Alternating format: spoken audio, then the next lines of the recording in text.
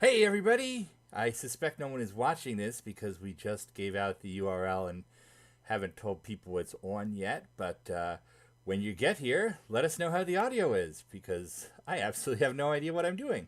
But I'm joined by Chris Reed, who Yay! hopefully you can also hear. Maybe. No one is watching this because we. My audio is coming through yours. You gotta mute. Gotta mute your version of my stream. All right. I think that's fixed. All right. Chris Reed says there. Nope. Leah's audio is good. I'm not sure which of you should be more insulted by that mistake. Oh, hi, everybody. Happy birthday. It is Loaf and Chris Reed here. We are streaming live through the magic of the internet to get ready for the great big reveal as we do every year. We figured we would try to live stream this year in preparation for future All Wings Considered's. But feel free to chat in the YouTube chat or the Discord chat. We're following both. And we'll just talk Wing Commander until it's time to talk a different kind of Wing Commander, which is pretty much my life. Everybody is saying the audio is good, which is rare. Yeah, we've got to match two audios and not overwhelm each other. And I mean, I think teenagers do this just every day as like a normal thing, but absolutely beyond me how it works. I don't know how. Yeah. We had to hack this together, so I'm barely here, but it works. Oh, Allie's on the YouTube, and Toast is on the YouTube. Everybody's in the YouTube chat. Well, while we're killing time before the 8 o'clock content reveal, I can kill some time by showing you objects around me, including this, which is the latest addition to my Wing Commander collection. I checked the CIC news, and I first posted about this in 2006. So I've been looking for this for quite a while. This is the CD of production music that they had on the Wing Commander movie where they got Paladin's clip of opera from. There's a scene in the Wing Commander movie that opens with Paladin's in his quarters in the Tiger Claw, and it's playing a Mozart opera, and he's listening to it. So it's diegetic music in the movie itself. That came from Ole Jorg Music number 27, The Professional, which is not a commercial CD, but an industry CD. Back before computers existed in the 90s, they would have whole libraries of these CDs that just have random bits of pre-recorded music for productions. So the folks at Digital Anvil owned this particular library, and it's where they got the Mozart opera from. And now I have it in my Wing Commander CD collection. How many Wing Commander audio CDs do you have in total now? I must be at like 30 or so. I'm at a point now, though. I always told myself I'm not going to bother with the licensed music in the Wing Commander movie. There are 4 licensed songs in the Wing Commander movie. This one from a production CD, and 2 that play just in the background of the players, whatever the my words are all confused today.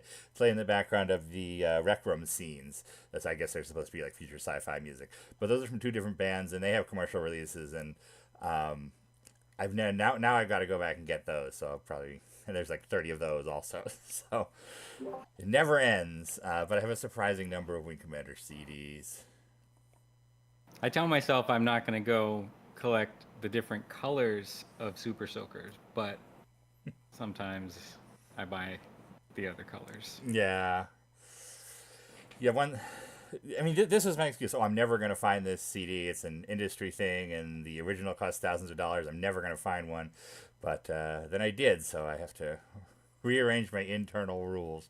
Like I always tell myself, I'm not going to buy an old game console if it doesn't have a Wing Commander game, and then convince myself otherwise. Livid Liquid says, two competing chats. Which one's the Border Worlds? I suppose YouTube is the Border Worlds because it came later and it's just a subset of the other chat. Ben Holston says, Jen's been with you since 1996. Thank you for all the work over the years. That is crazy. I don't know that I've been with me since 1996, but it's been a good time. We'll talk all about the anniversary in about 15 minutes once we reveal all the exciting Wing Commander news. 1996 was there was a little bit before then, but 1996 was when things really got going. Yeah, what was your first? How did you first get to the online community? Was it just through AGWC or? Yes, I would say there was a couple of little starts. I found the Wing Commander 4 website through school. I would have been like middle school, and then I got in a little bit to the keyword origin realm on AOL. Mm-hmm. But none of those were, too interactive or anything like that. So it was the news group for sure. I probably went to the Origin chat zone forums, but it's really the news group. In '96, when I got real external internet outside AOL. My first Wing Commander community was on CompuServe in the before time. That must have been 91, 92, and that was. I forget what the club was called, but in 93 they had a privateer club where you were, they had like a Windows 3 note card file of all the members they would send out, and you would download Word documents of their newsletter each week, each month, and it seemed tremendously fun at the time. But then when I did a couple of the 10 free, I would use the 10 free hours on AOL. I think I used all of my mom's credit cards once to get the 10 hours, and I would spend my 10 hours that month on Wing Commander stuff in AOL, but I had to change screen names each time, so I didn't have like a person yet. But once regular internet came out, and I started reading alt.games.wc3 and then alt.games.wing Commander when it started, but I was too stupid to know how to actually post to the Usenet. I could read it, but it was very complicated. So then Origin did their first chat zone, and this was before you could chat on the internet. It was amazing because you could post and you would see your post there, and other people would reply. There was nothing like that on the regular web at the time. And it's hard to imagine now, but there was no user registration. You just wrote what your name was with each post. And of course, that was ultimately the downfall of Origin's official Wing Commander chat zone. But that's where a lot of this community was formed there, and AGWC in 95, 96. Yeah, there was some weird thing. I don't remember exactly, but I got Usenet access through my internet service provider, which would have been some weird like AT&T WorldNet thing. And then it was not all news servers were created equal. So I think somehow I got logged into like your dad's account again in like 1997, and just because it was very robust, like it got all the it was the Errol's one. Errol's had amazing Usenet, and I shared that with you, I think. No, actually, I remember having to convince my dad to get Errol's internet, specifically because it would let me post to the Usenet. Vinman also says Errol's. Yeah, it was. Whatever it cost, between the two of us, we would have posted probably like 40,000 Wing Commander messages to the news group. So it was worth it. It was like $9 a month too. It was incredibly cheap. I have no idea what I was worried about it. I had no concept of how money worked in 1990. I have no concept of how money works now, but especially so that hourly AOL, that was $3 an hour above your 10 hours free. That was stressful. CompuServe from France was really stressful. I Mm. would like make my game plan for how I was going to log on and log off each time. It was like setting up a shuttle mission. Trillian says nothing to stop spam on the use either. It was the Wild West. It was. They started to have moderated groups, but it was such a ridiculous process to moderate a group that it only happened occasionally. Certainly never had a moderated Wing Commander group.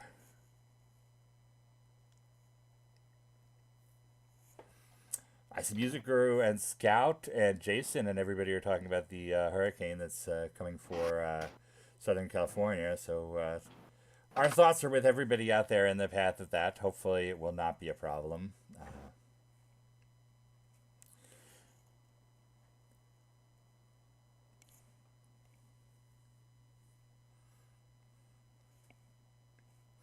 Let me pick up some more random objects. I have this under my. This has been under my keyboard for like 6 months because I needed a place where it would stay flat. This is the piece of mylar that they would send to movie theaters.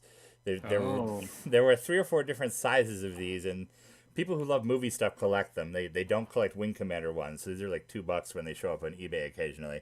But this would be the little one that was in the ticket box. It's all digital now, but every new movie they would have to put this in back of a light box.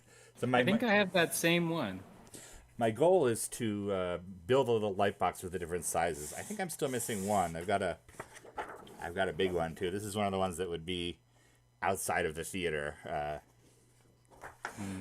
Another thing I was incredibly anxious about as a child was going into the wrong movie theater. Somehow I thought that would have been the end of the world if I saw part of a different movie. I always thought that like they would have cameras, like night vision cameras, and you never know when they would just jump out and hit you with a flashlight. Jetlag says, is it printed on both sides? It is double-sided, so it's transparent, so light shines through it, and it's the glowing Wing Commander sign. Another thing I have over here, which probably we'll be talking about it next birthday, is that an Origin person was cleaning out their garage just recently, and they found a whole box of tapes. And from the labels, they're not the most exciting tapes in the world, but they are these big beta tapes from 97, 98. And this is what a full Betacam tape looks like. It's much larger than a VHS. But it's like this is all the footage they recorded from the Prophecy Alpha for E3. So there's going to be interesting stuff on here.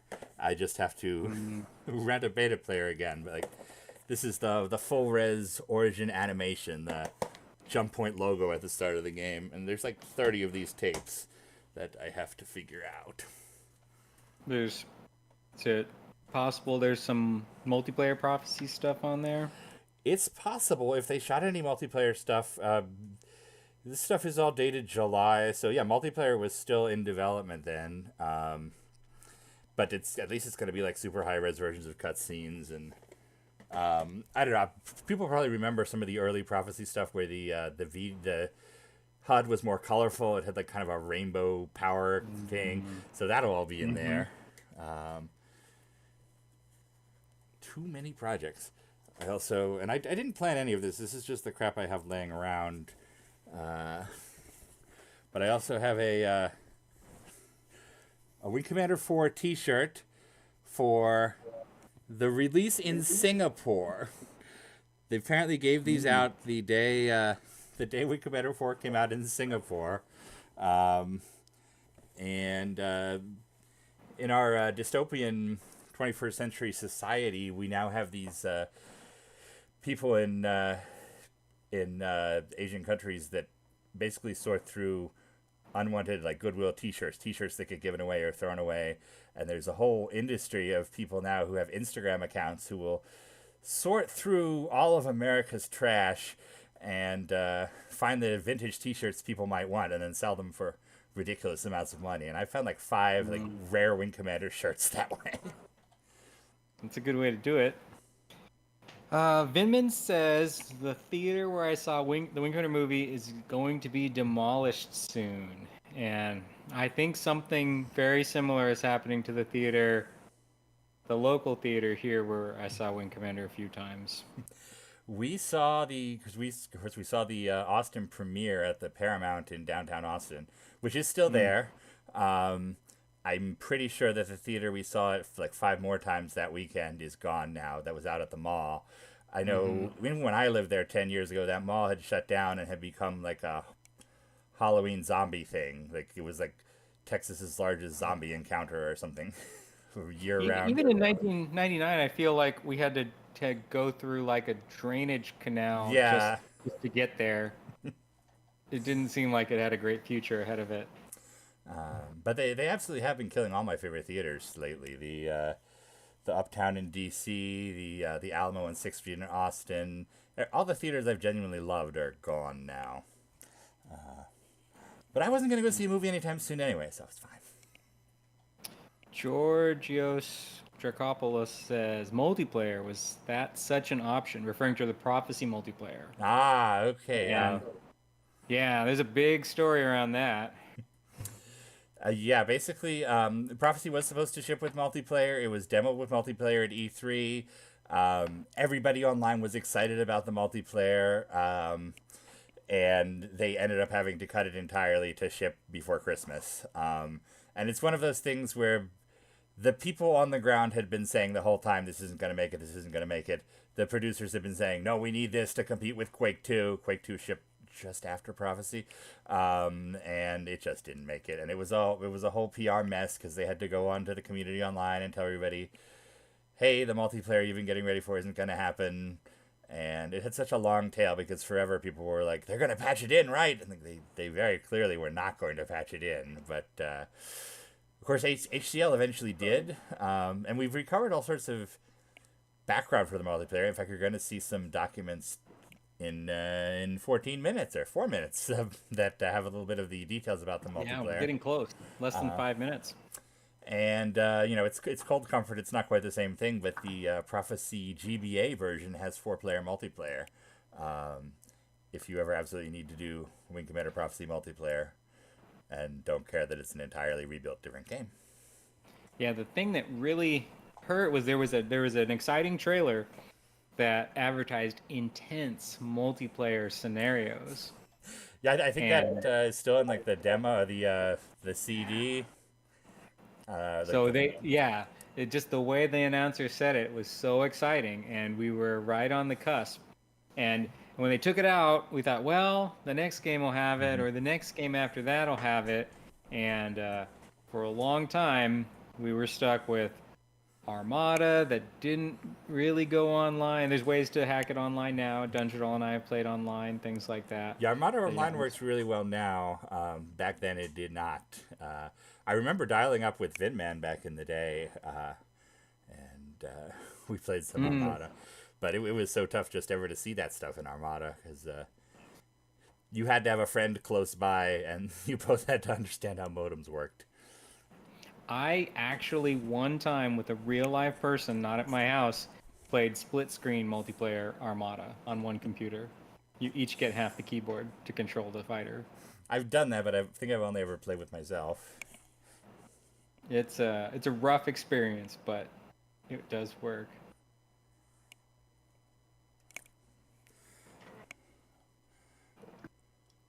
Now I'm just looking around to see what else I have sitting around. Here is I have a Japanese. That was a magazine. I was trying to find the Super Famicom print ad in, and I don't think I did yet. So that's not so exciting.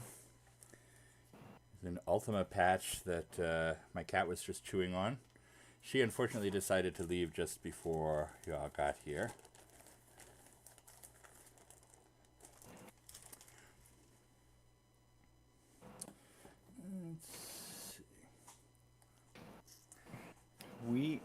Time is going fast. We are quickly Oh yeah, we better do the. counting down to the. We still got a minute or two, but Well, that's fast not approaching. that's not enough time to explain these thrilling Zero Wing games from Just a weird origin story I've been chasing where somehow there's a series of successful sequels to Pacific Strike in Japan that no one talked about for 28 years. All that on a future episode of All Things Considered.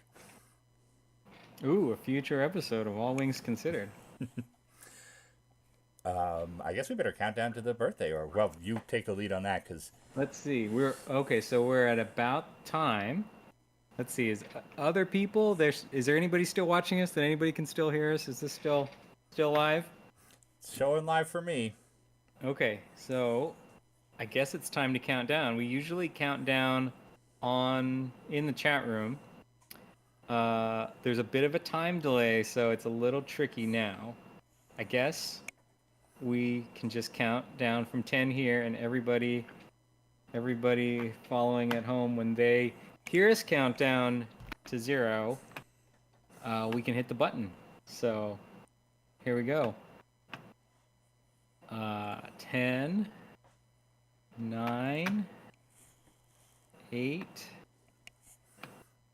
7, 6, 5, 4, 3, 2, 1. All right. Go. All right. When you guys... Okay, they're counting down. Okay. We're going. All right, we have seconds to go. We have a really good news slate today. All right. Yeah, we turned this one around. I always feel bad about these things, but they always turn out okay. And here it is. Nope, it's not there yet. All right, we're going. There we go. Now you can refresh. We're Yes. there. We're live. Nope. Happy birthday. 25 years. That is just crazy. Hey, happy birthday. Woo! Oh, and I can refresh my behind me. Yeah, There we go. you got 2 because the whole background is now the updated site for you on the stream okay. now. Double. You hear 25 years and it doesn't feel like it's incredible. Who would have thought? And every pithy comment applies here. I'm shocked we're still here, but I think certainly if there's one thing I've learned in the last few years of everything, it's the communities you make for yourself are the most important ones. It's the Wing Commander community that come together to make this and to be friends and be creative and continue the game's legacy. It's where I want to be, and I'm very happy to have been here for 25 years, and I'm ready for the next 25.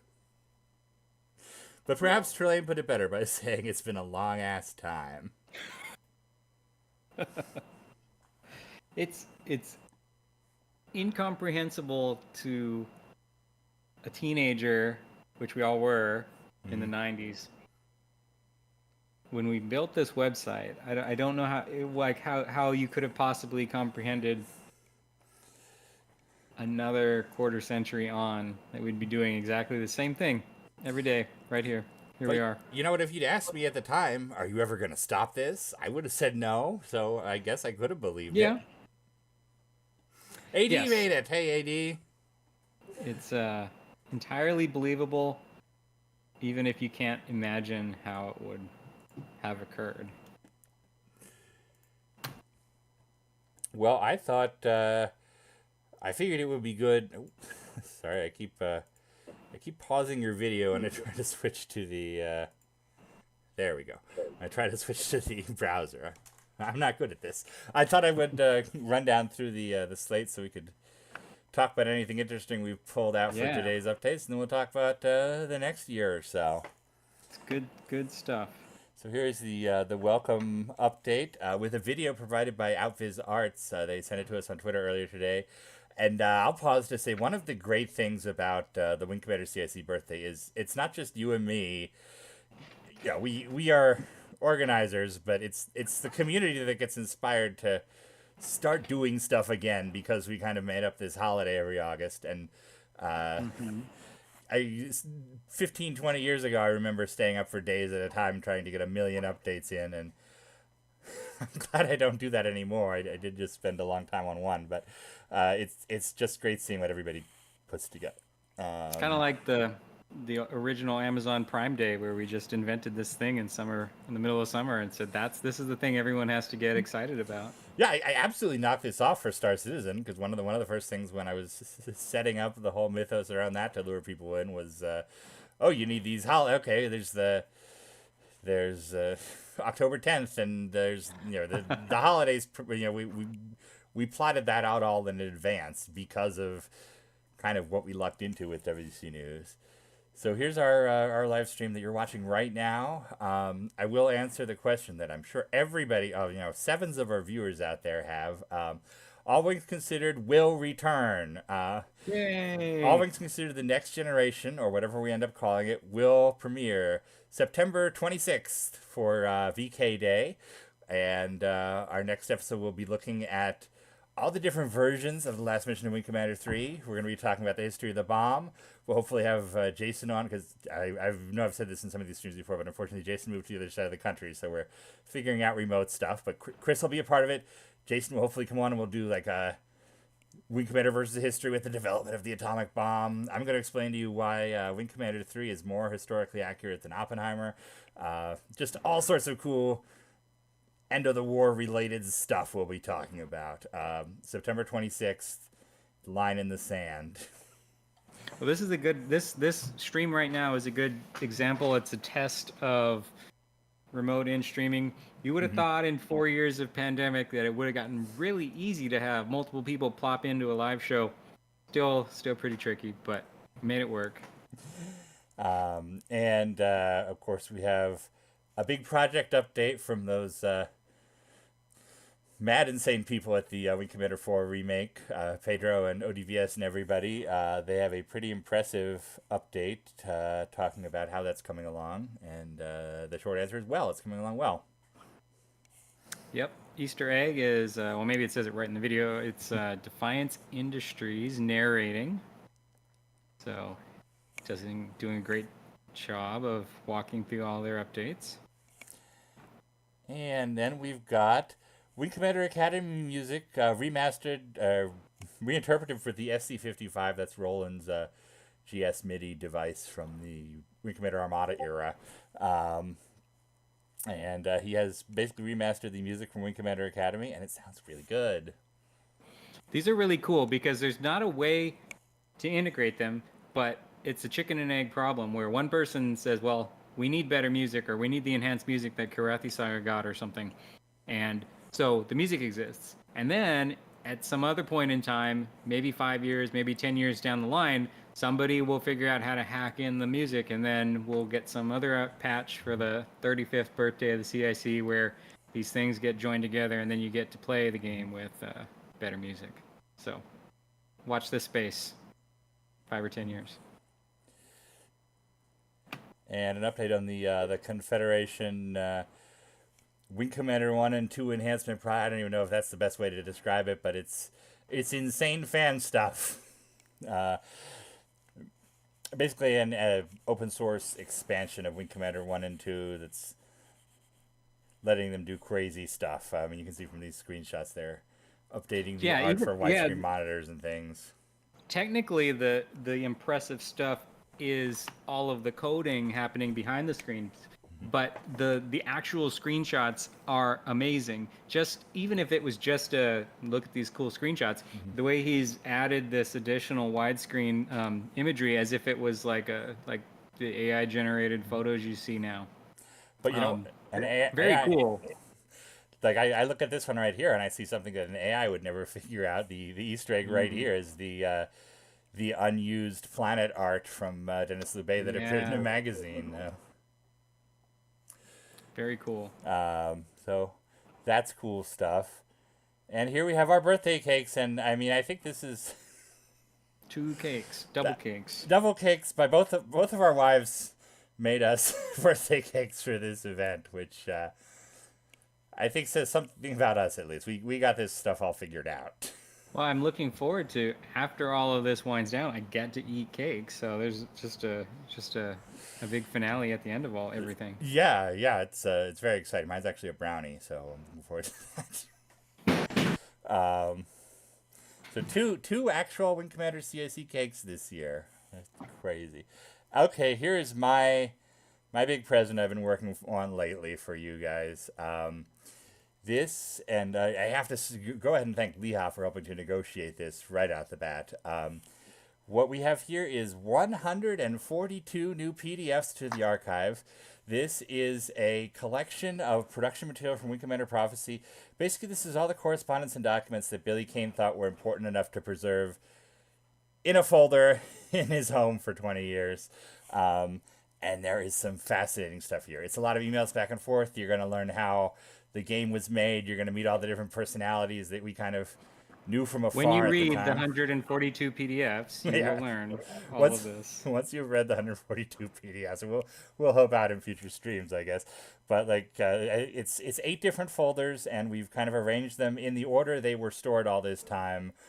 So it's like an archaeological preservation. You can go through it in detail, and there's some very cool stuff here, which I'll talk about just for a moment. This first folder, Bing Notes. Bing is Bing Gordon, Electronic Arts executive, and these are his reactions to an alpha build of Wing Commander Prophecy. So it's very interesting to see. I can't imagine a video game executive in 2023 playing a video game, but this is good ammo for anybody who likes to argue that, hey, maybe Electronic Arts knew what they were doing. They had some concept of what they were commenting on, at least. It wasn't just looking at numbers and canceling and funding whatever. So that's... Oh, no, I blocked out Chris again. Every time I move my monitor. Okay, we're not going to do that again. I'm here. So, but the truly, really exciting one here is the movie-related category, which is right there above my head now. This has some answers to some very, very old questions, especially this document here, Prophecy Alien Name. This is the final backstory for the Nephilim, without a name. There's actually a different email where they're talking about whether or not they can be called the Nephilim, and they basically decide, yeah, for now it's fine. But this is the backstory for the aligned people and what that was supposed to mean. You've probably seen taunts in Commander Prophecy where they talk about like the mother creature, or there's references to the warlord, and there's references to the aligned people, kind of in the couple alien taunts you get in the game. This is the Rosetta Stone that says what it all means, and it's like nothing you would have predicted. But there's this whole like alien tribe. There's 3 different species in the aligned people, and they have this process where the lowest species has to be fight other, which is I guess the Nephilim right now, and they have to fight others to prove that they should be part of the people. And basically the mother creature wants either the Karathi or humans to take over the pyramid or be the next secondary race. It's very, very interesting. You have to read it. It answers a lot of questions and raises some new ones. We also have the original plot proposals for Wing Commander Prophecy. This is something that was kind of storied and legendary at the time, because even back in the 1997, 1998 internet, we had these weird grifters whose thing was that they were like, I wrote the secret story to Wing Commander Prophecy, and they had to cut it down. And then they would post like this script online that was just some insane piece of fan fiction that maybe they mailed to Origin or something, but it was never going to be Wing Commander Prophecy. At the time we didn't understand, when they sat down at the start of Wing Commander Prophecy, the idea was, how can we make this for $1 million instead of $14 million? It wasn't, let's imagine an incredible story with Karathi priestesses and secret missions and 5,000 fighters and other things their fans ever wanted. It was, how do we do this for that budget? And now we have the authentic, actual first draft Wing Commander Prophecy pitches. What they did in, it was March 1996, so less than a month after Wing Commander 4 shipped. Basically, they asked everybody on the team, do you have an idea for the game? Submit your proposal. And a couple of those were interesting enough that they kind of became the basis for the game, including this first one called The Blood of Sivar, which was by Chris Douglas, the art director. We call him an art director now, the art director on Wing Commander 3 and 4, and he is actually credited as story inspiration in the in Prophecy itself. So this is the very very earliest takes on Wing Commander Prophecy. There's three of those, and you can see where different parts of the final game come from. But even more exciting is this document here called Wing Commander 5 and Beyond, which again was March 1996. Chris Roberts was still in charge of the project. And this is a document by John McClane, who was the big producer at the time on the project, outlining where the series is going, not just Wing Commander 5, but Wing Commander 6, Wing Commander 7, the Maniac Missions, which was in development at the time, and the ground combat game. This is the first time I've ever seen details about the Wing Commander first person, not the first person shooter, the RTS, the real time strategy game. And there's story stuff, and it's utterly ridiculous. The way they write Colonel Blair off is that he's eaten by a giant mechanical spider between games. But it's very, very interesting to see what they were thinking. There's other stuff in that. There's the reference stuff from the internet. We wondered what is all this Nephilim stuff? Where did that come from? Well, we have the printouts of the actual websites the team was looking at the time now. But anyway, not to belabor, there's 142 documents, several hundred pages, 550 something pages of Wing Commander Prophecy history, all nicely scanned for anybody who is interested in such things. And as an aside, we raised $1,000 for charity for Billy Kane's anti-human trafficking charity in order to get this. So this has been a win for everybody.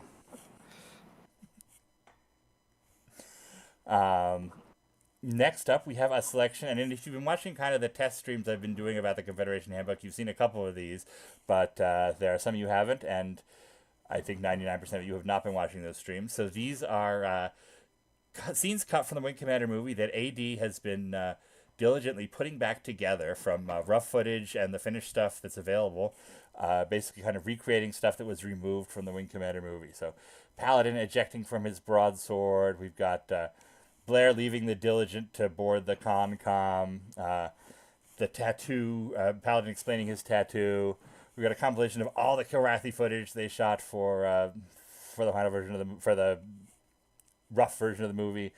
Paladin talking about pilgrims. An alternate version of the intro. I think this one is actually blocked on YouTube right now because Fox still thinks they own the Wing Commander movie, but we've submitted the unblocker, and that should be available soon. And then this was you remember the Doom movie where they had the FPS sequence that everybody went crazy for towards the end of the movie? It was like the big reference to the game. Well, this was the Wing Commander movie did that first. They tried to do a first person segment for the Concom raid stuff, and that's just like there. how they beat the Matrix to the bullet time. They did beat the Matrix to bullet time by 1 month. The Lost in Space was the year before, so. Then we've got. I actually don't know what this one is. I haven't seen this one yet. I can talk about this. Feklar Targ has, for a couple years, been now doing some really cool video editing experimentation, and so he's got various Privateer 3D environments and things, and so he's got, you fly in through Perry and zoom in through the hangar bay, and then you're in the concourse, and then you go to Admiral Terrell's office, and there he is sitting at the desk, and it's just a tech demo. It's really cool. I like people doing really creative things like this, and it's also a taste of what's to come. He's just kind of learning and experimenting with a new set of tools, and so it would be possible down the line for people to do all kinds of fancy things, far and beyond what they were able to do in Wing Commander 3 would be possible to do at home with modern video editing software suites. Owen says, "Don't get me started blocking on YouTube."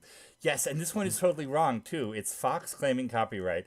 Fox's distribution rights for the movie expired 5 or 6 years ago, so it's totally an incorrect copyright strike.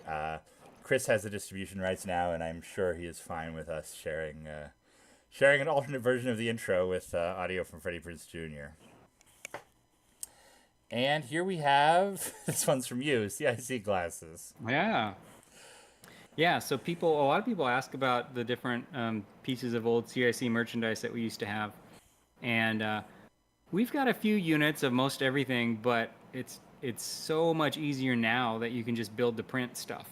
In the past, 20 years ago, and it's been 19 years since we made these original CIC glasses, you would have to buy 150 of them and then store them and then manage the mailing and logistics of all that stuff.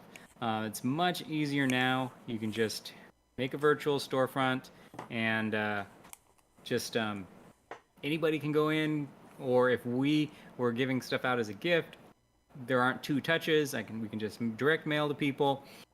So maybe we can do some of those tonight. But yeah, these are not identical to the original tumblers. These are a pint glass, which just thought it'd be kind of interesting to try something a little bit different. The art is supplied by Defiance Industries, which I know it's an existing piece of art, but I'm so terrible at all of this now that I've lost the graphical editing skills I had when I was 17. So that was a big help, and there we go. And we, don't intend for anybody to go stock up on these glasses, but we put the link out there. So if anybody would like a set one, you can go get them, and they're on sale now this weekend. So jump on that. We made them as cheap as possible, so we're not profiting off of them. We're just making them available because people ask. I looked at the inflation. I actually checked on the inflation calculators. They used to be $8 for the old tumblers in 2004, and if you increment up to today, it would be about $12, and that's the price they are today. So consistent with inflation. This actually reminded me. I bought a fantastic, and I'm using it to hold pens right now, but a fantastic Wing Commander glass on Etsy years ago.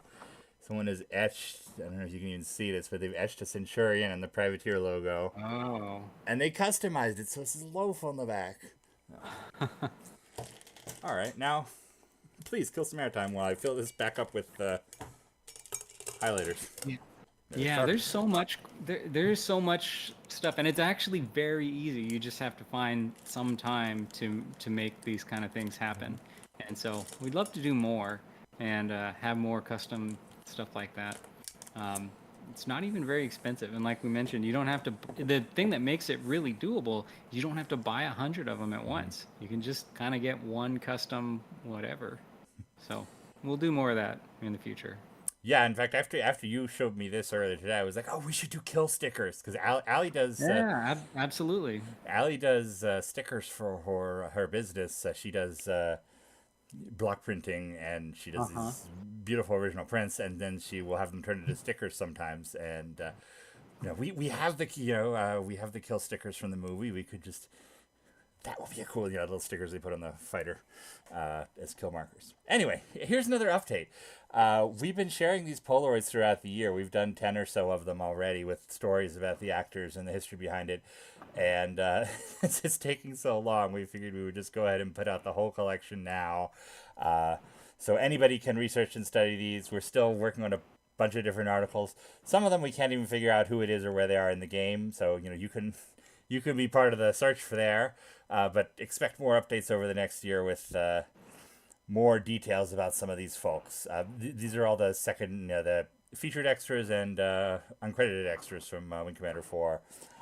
Continuity photos are back in the day. You would have a wall of these on the set. When they had you ready for a scene, they would take your picture so that they would have how the costume is supposed to be preserved for the next shot and the later shots and so on. So you can see great looks at all the Wing Commander 4 uniforms, and including some of the weird ones that you never see, like the security guys or the background Border Worlds guys, or like this lady here is Cap Ship. You see her in a tiny fuzzy green box in the game. So enjoy those. It's they're all nice high res pictures for everyone to look through. We have the and you have written or highlighted and researched a number of really good complete backgrounds on who some of these actors are. And the crazy one of the craziest ones, I don't know if it's the craziest one, is that one of the bridge officers there is Josh Porter from The Office. Yes. Is it Craig Empins? Something like that. No, it's I forget his name now, but he was he's big now because he was in one of those he was in Nashville or something similar as like a country music star, and now they're like making him into an actual music guy. He just played the like PBS Capital Fourth. Uh, so he's and it's this guy in the center, I believe, and he's Charles Chip Eston. Charles Eston. Yes, he actually replied to my tweet when I found this, so that was kind of interesting. No, some of these have ended up being absolutely fascinating. Some of these people have gone on to become major actors. Some of them have absolutely tragic stories. It's been really, really something looking up the history of, taking the idea of here's this one person frozen in time on a day in 1996 doing a job they probably forgot about. What happened next? And of course, we talk about the games themselves and the characters too, where we can. We actually, with this guy here, Jaeger, I got to wondering. What's the deal with the red shirts in Wing Commander 4? You have the red shirt pilots everybody remembers, and you probably know they're named after Origin guys. So I started pulling at that piece of yarn, and I came up with this. I discovered an entirely unknown Easter egg in Wing Commander 4. It turns out in Wing Commander 4, the very first decision you make whether or not to confront Seether at the bar, for some reason, determines the names and profiles for all the red shirt pilots for the rest of the game. There's 2 sets of them, and of course everybody helps the vet and stops Seether. So nobody ever noticed that there was a completely different set of names and pictures, which I guess they basically did to include all the developers. So, they had, they were like 20 slots, and then they had 40 names they wanted in there. So I ended up making a huge chart. You can find it on the WCpedia of the people's names in the PC version, in the alternate version where you select the other option, and then I found out the PlayStation still has the Easter egg, but it only changes the profile pictures. The names were all replaced with guys working on the PlayStation version. And then I ended up running into one of the guys who was named on the PlayStation version on Twitter talking about it, and he told me all about what it was like doing QA at Origin back then, which was utterly fascinating. And it's just been thing after thing from this, my wondering, hey, is the guy in the Jaeger suit in the screenshot the same guy in the picture in the game? And it is not. There are 3 or 4 pilots who had extras who were walking around in the background of the Lexington and the Intrepid who have names that match the red shirts, but they are not the faces do not match the red shirts. The red shirts are all Origin company photos photoshopped. So there's a lot there. Yeah, and that took 28 years to uncover. So what else is still out there?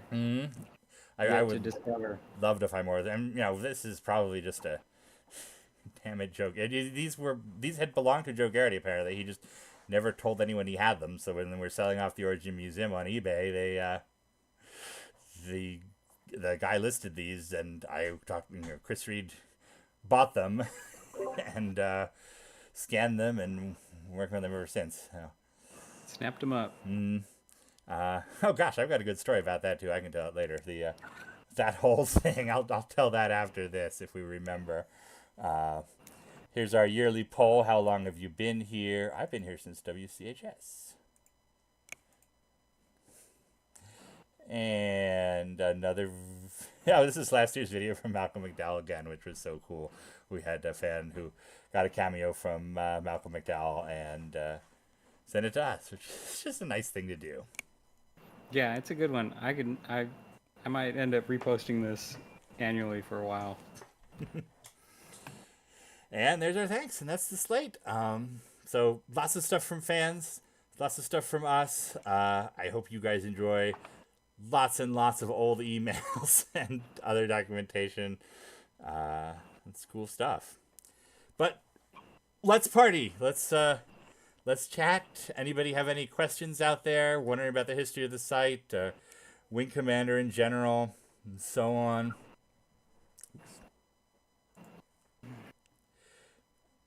Yeah. I'm just changing my backgrounds here so we don't see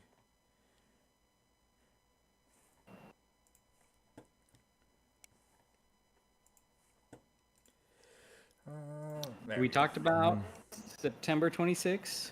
You bringing back All Wings Considered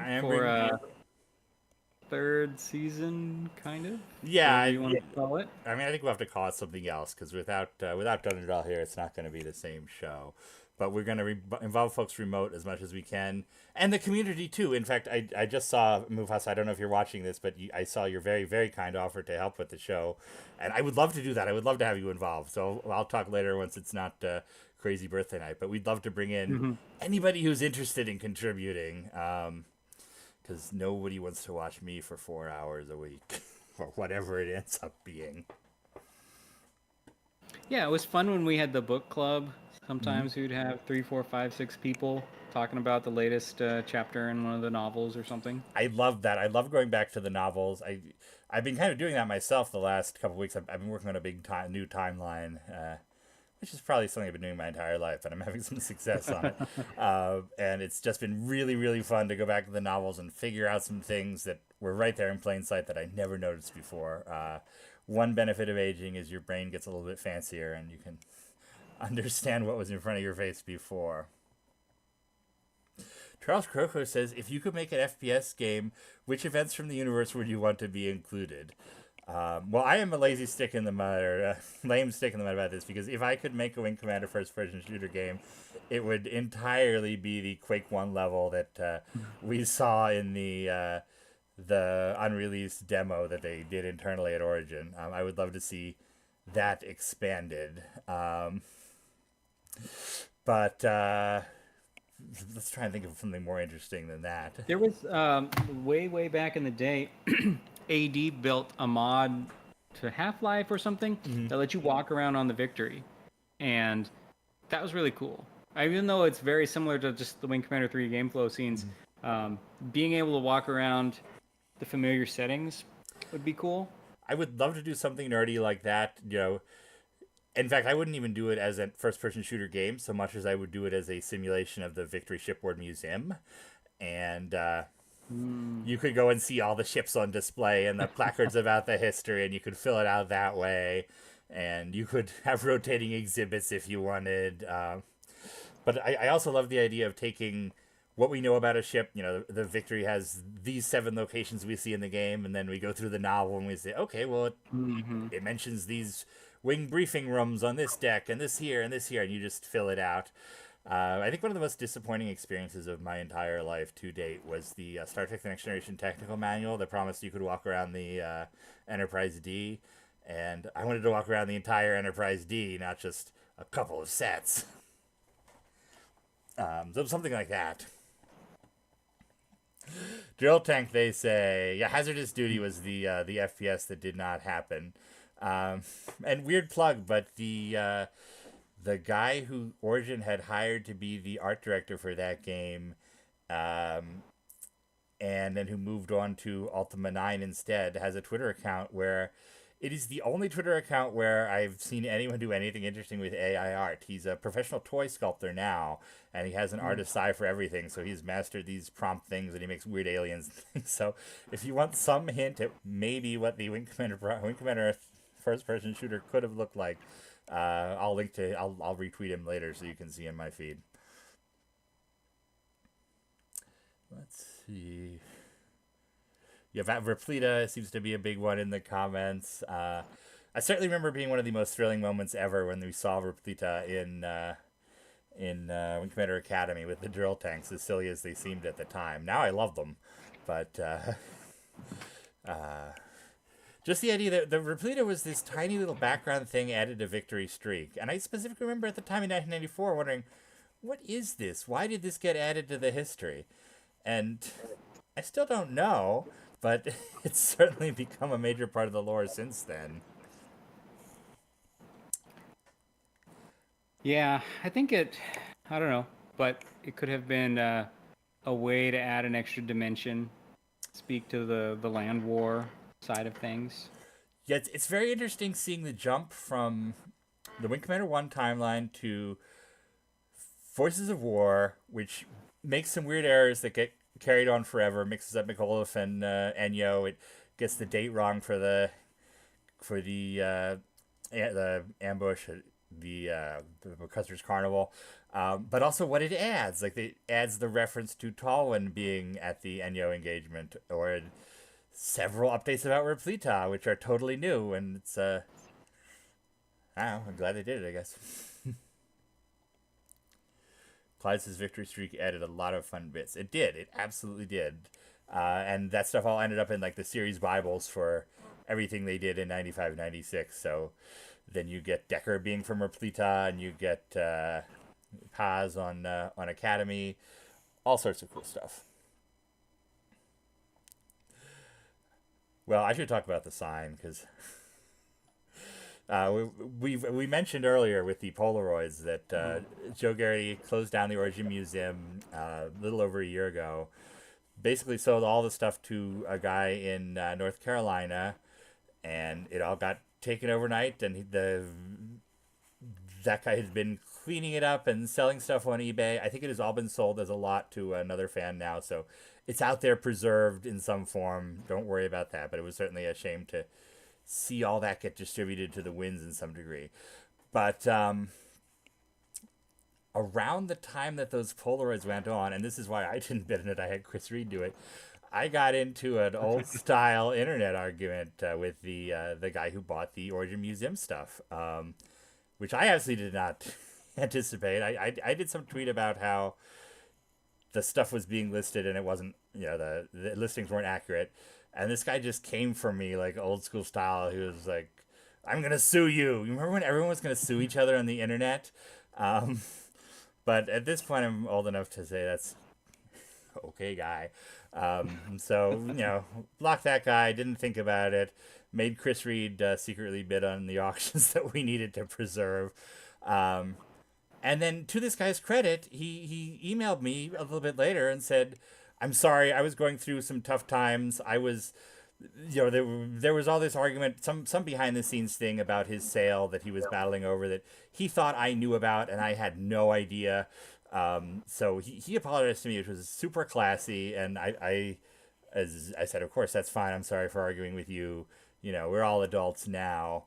And then about 3 months ago, he texted me, hey, I'm shipping the collection off to another country. There's one thing that's too big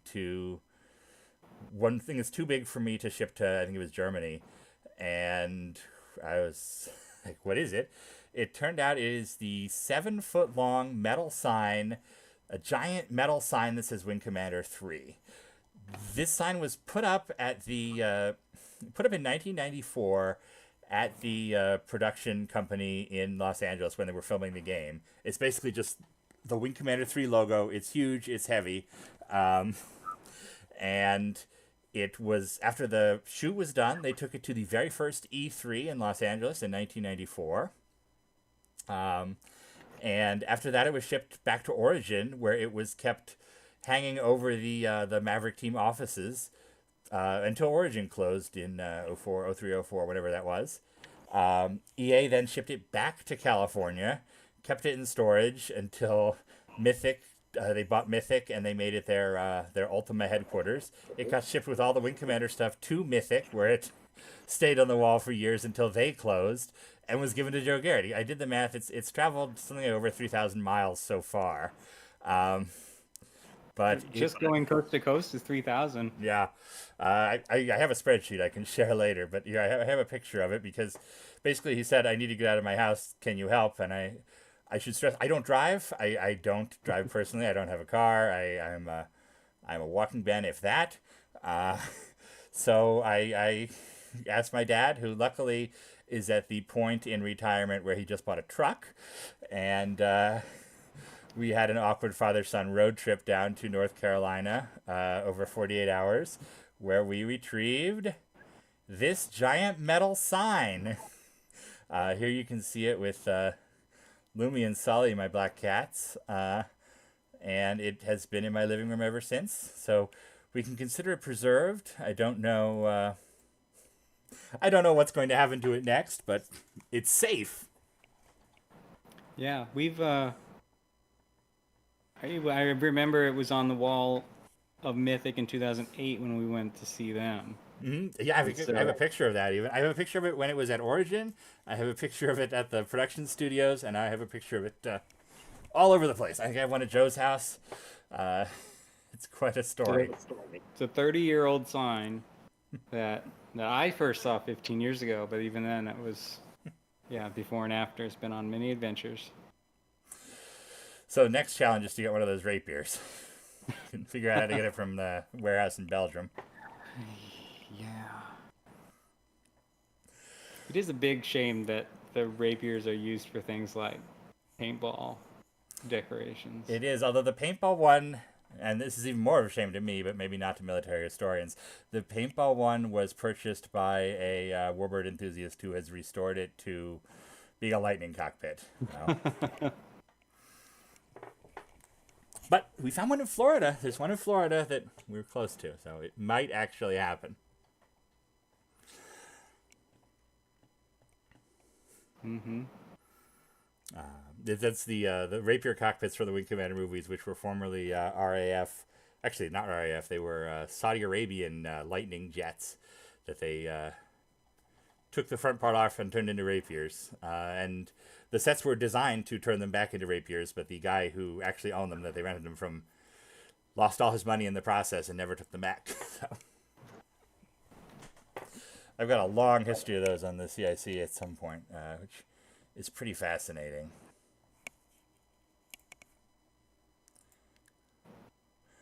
Yeah, there's a whole series of exciting articles about the rapier. Is it the Canberra bomber for the broadsword? I did the Canberra and the rapier. We tracked down the individual model numbers for all the aircraft and their service histories. It was fun stuff. So I'm looking forward to when I'm like retired, I can just do Wing Commander nonsense all the time forever. What I enjoy most. But anybody else out there have some questions? Want to chat about what we're going to be doing? What are we going to be doing in the next year? There's lots of Wikipedia work to be done. I've got a timeline coming up. We're bringing back the show. Let's just keep Wing Commandering. We need to implore people to figure out how to do Wing Commander Arena. Yes, that's the bad news this week. They are shutting down the Xbox 360 store next year in July or October. I can't remember which. But you have you have about a year to buy a copy of Wing Commander Arena if you want to keep it. So the people who figure out how to emulate Xbox Live Arcade, get to it. We need this game available for more people, not less. Once EA stops caring about it, Microsoft stops caring about it, I can see it getting a whole second wind. I think it would be, the way it has competitive leaderboards and supports a lot of players. If it was just easily emulatable on the computer, I think people would play it again. Clyde says we still need to write that book. I'm not sure which book you mean because I have a million ideas in my head. But this is an interesting thought experiment that I kind of hit on the other day in chat. If you could write one more Wing Commander novel or, reference book or something, what would it be? So, let me know in the chat. You let me know.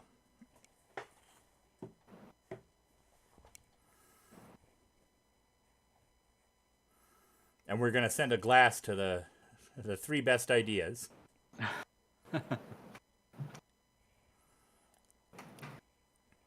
I know we used to do trivia here, but it's so hard these days. I'm sure there's some easy way to do it, but it's really tricky. Discord has a massive app infrastructure with trivia bots and stuff, and it works if you just want generic beer trivia, but it takes quite a bit of effort to build a Wing Commander customizable something. So that is one thing that's easier on IRC, is to manage those kind of contests and things in real time. Clyde says he was always sad there wasn't a prophecy novel. I agree, that would have been good. Bane thought they were publishing a prophecy novel at one point. They had the first galleys for Action Stations had a sticker saying it was from Wing Commander 5, and then they had to change that because it was not from Wing Commander 5.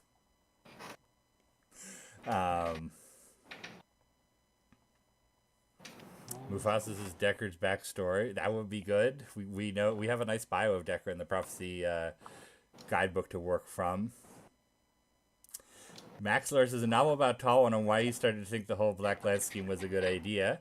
Absolutely, although to some degree that is fleet act or not fleet action, Action stations. false collars, false collars.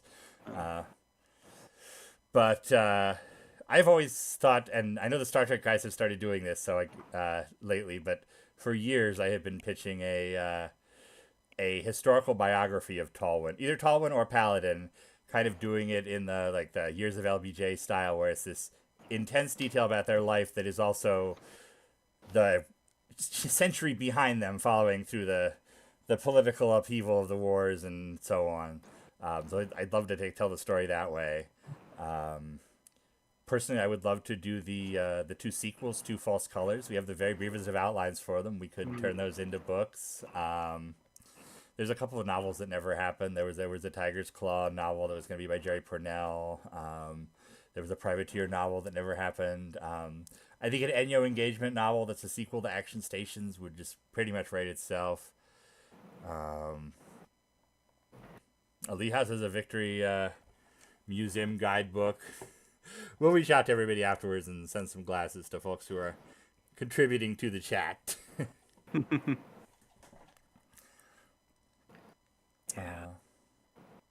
Yeah, and I don't think it's necessarily going to be this year, but we used to have some really good adventures. The last CIC birthday in person was in 2019, so someday it'll be good to get together like that for another future event. Absolutely. I mean, I still don't really leave the house from the pandemic, but someday I will. Max Lore says, yeah, project like Edge of Midnight or Wolf 359. Absolutely. That is what I'm thinking. I mean, I would take it as yeah. And that's kind of how I would do the historical biography. Multi-volume story of the 27th century as told through the life of Paladin from immigrant terror attack victim to head of the Senate. Charles Croco says, has anyone in the CIC community ever made homebrew community content for D&D? We'll repost for the Discord members. I think Cappy has done a whole RPG thing that I suspect is able to be used for D&D, and that's all out there for free. I know D&D is crazy popular right now. Of course, one person involved in Wing Commander is very closely connected to it. Matthew Lillard runs a D&D company now. And they did a joke Wing Commander thing as April Fool's, I think, 2 years back. And man, I wish that had become real. Lee Haas's Maniac's autobiography, that would be a good one. I wrote several chapters of Maniac's autobiography when I did Star Soldier for EA years and years and years ago, and I think we used one of them. So there's a start somewhere. And my basis for Maniac's book was Chuck Yeager's autobiography, which is fantastic. I mean, it's probably not fantastic history, but it's a rollicking first-person military story. Just one of those books that you read and you're like, wow, that was really fun. So Yeager has always been my basis for Maniac.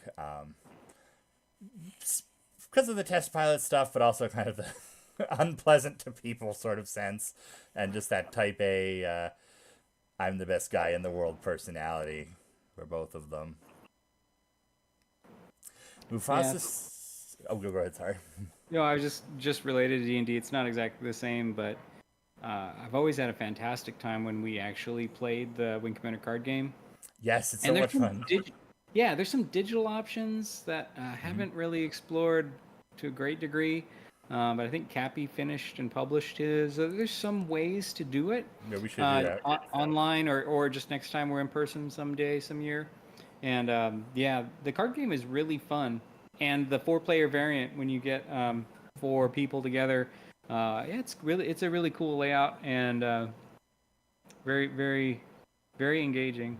I've got a couple of sealed boxes that I want to do a stream where we open Wing Commander card game cards. So that'll be one for the future too. Yeah, I've got. I have some that whenever there's like an eBay auction for some loose packs unopened that nobody bids on, I grab them. So I've got a bag of them that I've been eyeing to open someday too. Hey, look! It looks like Billy's on the YouTube. Hey, Billy. Billy is the one who provided all the documents that we had in one of the updates today. The man who made Wing Commander Prophecy happen, and we are in his debt to this day. Mufasa had suggested the other alien race the Kilrathi were aware of, afraid of, which is an interesting topic.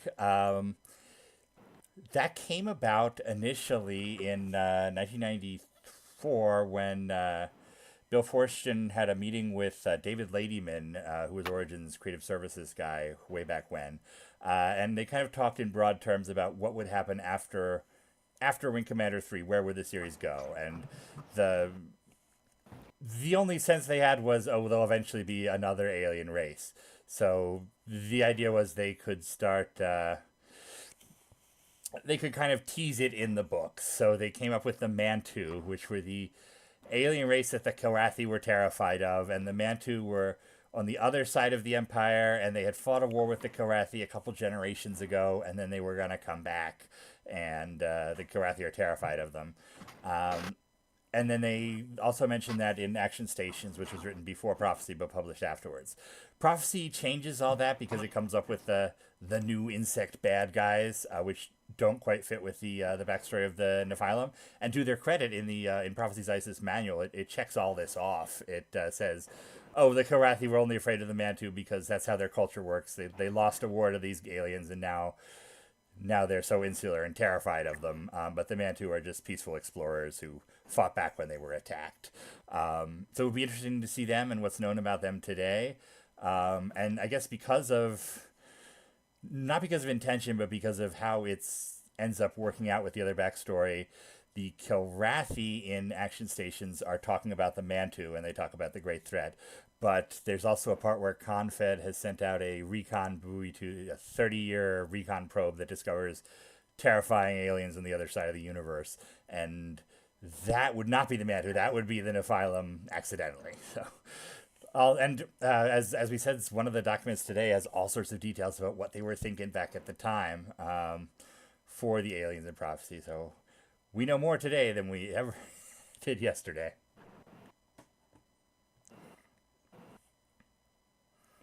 Chris has a Dralthian back of him now. Mm-hmm. The poll winner, or that we closed for the poll we closed today. Academy Dralthi. Although Academy just had so many well-done ships. It's really, the Dralthi's obviously the most popular, but the Grickath was spot on. Just so many. The crazy thing was how unhappy everyone was at the time. And I mean, you see this today. All Star Trek fans hate Star Trek. But of course, in 1996, all Wing Commander fans hated Wing Commander. It's astonishing looking back that they hem so closely to the actual game ships now. Mm-hmm. Billy says he wishes he could add more to that lore. We do too. I would... In a perfect world, I would have Billy Kane making Wing Commander Prophecy 2 tomorrow. Yeah. Which is why Prophecy is one of my favorite stories of Wing Commander development. Everything before that gets so mythologized as Chris Roberts is a genius and he spawned this into existence from nothing, and who cares? Prophecy was a bunch of very, very smart, very, very hardworking people coming together to make a game that was so much better than it should have been, and that deserved to get so much more attention. So when I think about a team coming together to make a video game, it's those guys. It's not anybody else. Well, and that's the development that we, from beginning to end, kind of lived in real time. That's true. Yeah, since we were online, and Deathlock, Mark Day would come on to IRC or this or that. Like, you'd get little glimpses. Yeah, Captain Johnny would maybe say more than he was supposed to. Boomer would accidentally publish a text file. I don't know what became of Boomer. He left Origin shortly after Secret Ops, and I have never been able to find him again. And occasionally I'll search Facebook for Mike McCoys, and I'll reach out to ones that seem like they could have been him, but no luck. But I do have a whole list of Mike McCoys in my Facebook chat where it's just them politely saying they're not the one I'm thinking of. That's the problem with having a common name. Yeah, that Tom Wilson came on and told us IRC was boss. That did happen. Back in the day, Mark Day used to, when he was on set in Prophecy, he would just bring people to chat with the fans. He understood how to manage a community before anybody else.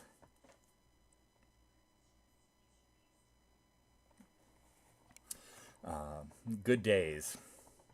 Yeah. I certainly learned everything I know from watching those guys. And I don't know anything else, so. So yeah, what's your favorite of the Academy ship versions? All the Dralthian Grickath I mentioned, I think the Sarth Straka is excellent. The stealth take on it as a proto Straka, I think is pretty is a good idea. Like obviously you would have incremented to get to the fully stealth fighter.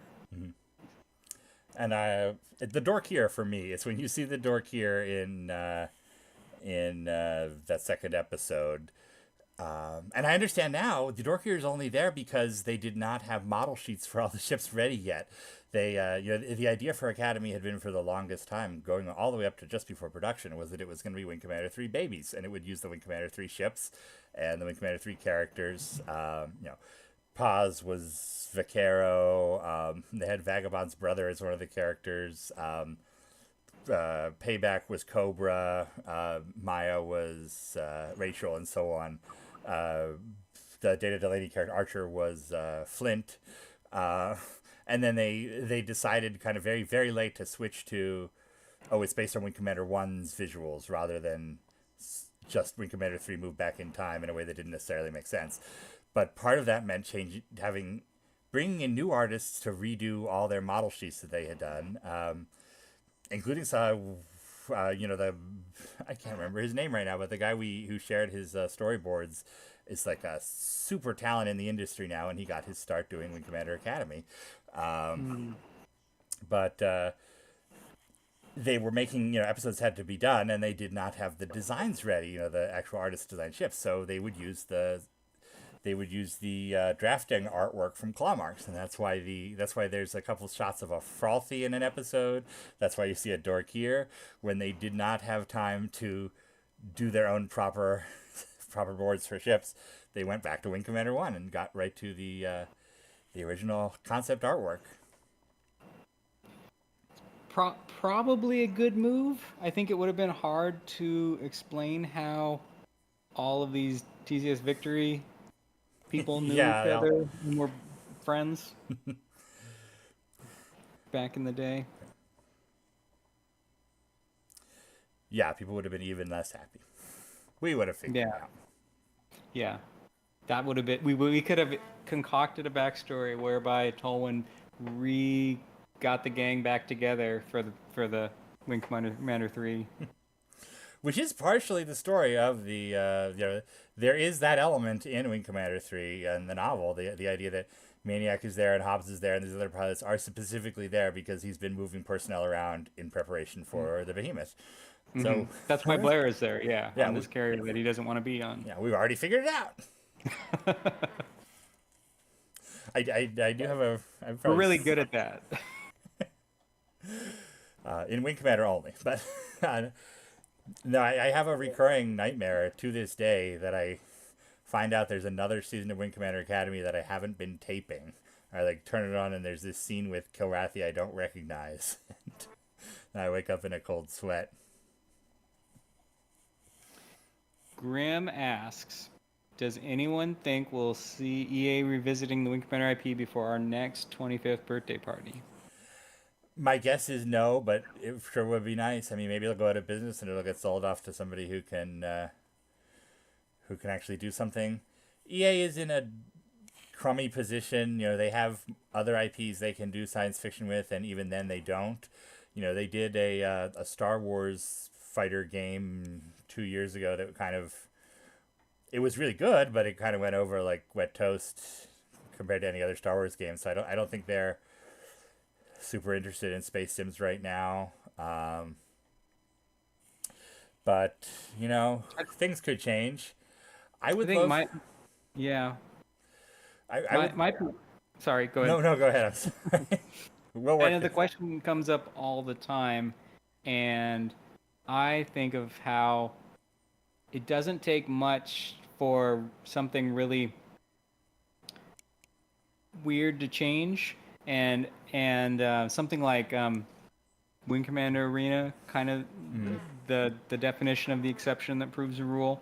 It's this weird thing that managed to actually see the light of day, mm-hmm. and there have been 10 other weird things that didn't, but for the stars to align for that project means it could happen again for anything else. I would love my. This is just my personal nerd fantasy. I would love at least to get, and I guess we already talked about this to some degree, but it's something I could see happening is getting a license to do authorized books. Just need the right person at EA to notice us and talk to us.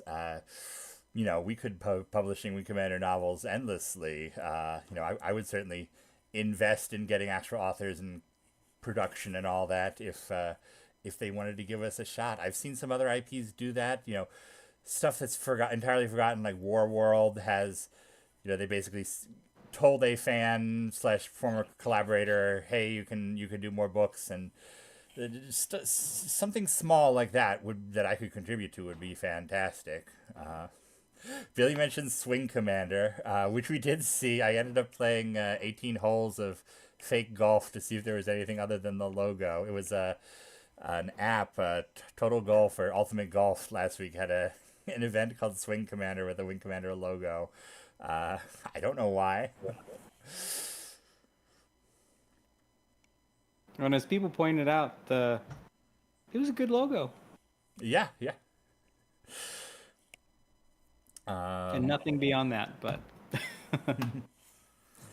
Owen says if EA ever went all in on Wing Commander, it would hurt a lot of fan projects. You know, when they were doing Wing Commander, they were always very good about fan projects. EA has some understanding of PR in that regard. They're not Nintendo. The only time I've ever and I've talked to EA about fan projects endlessly over the years because I've kind of been a point of contact. I've been the unofficial guardian for some projects.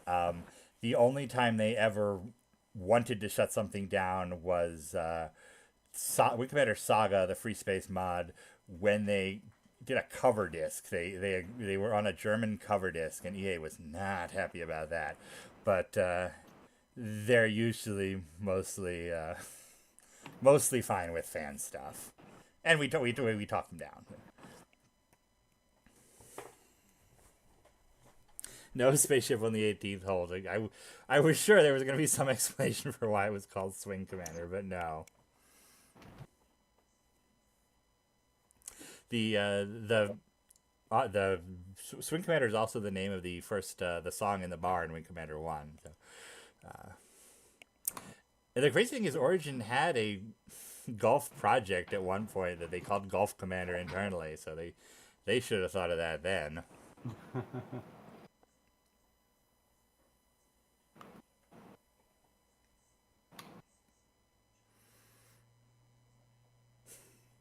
Just reading the WC News on a giant TV in back of yourself.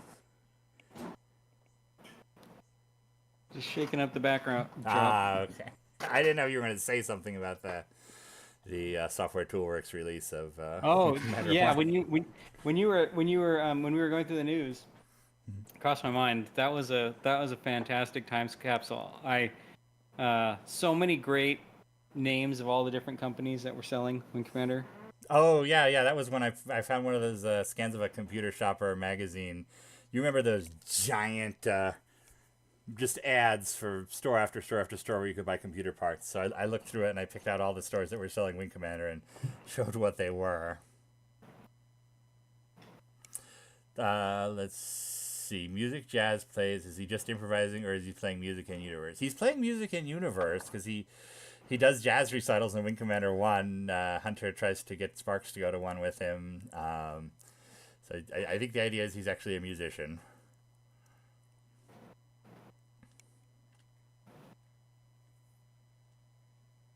Lee says Squadrons was a phenomenal game and gets all his love, but it didn't last. Yeah, and that's often the problem with space sims these days. Everybody says they want one. Sometimes they will spend ridiculous amounts of money pre-ordering them, but nobody seems to want to actually play them when they come out, which is a problem for the bottom line. Yeah, because Squadron was, you could see doing Wing Commander 1 with that same budget, that same scale, and there are people at EA who would like to do that. It's just hard to make it work. And ironically, the thing in back of you is actually part of the problem that EA has. Wing Commander 1 has some weird rights issues, including that because of that CD, before EA bought Origin, deals were a lot more handshaky, or not quite thought through. So Software Toolworks said, "Oh, we'll do the CD-ROM edition of Wing Commander 1 if we have rights to sell it ourselves for perpetuity." And Robert Garriott or whoever said, "Yeah, that's fine. That won't matter. Nobody wants to buy old games." So there's weird things like some of the music in Wing Commander 1 is owned by the Fat Man because he said, "Well, I'll sell it to you for cheaper if I get to retain this after 5 years." And they said that's fine. No, who would want old video game music in 1990? I'm looking at what he's doing with it now. Yeah, He managed to re-release it. Yeah, I hope more of that comes out. I know somebody was doing like super detailed, like different versions. They were doing like they were gonna do like a FM sound chip version and now I can't think an ad lib version, and hopefully that will happen.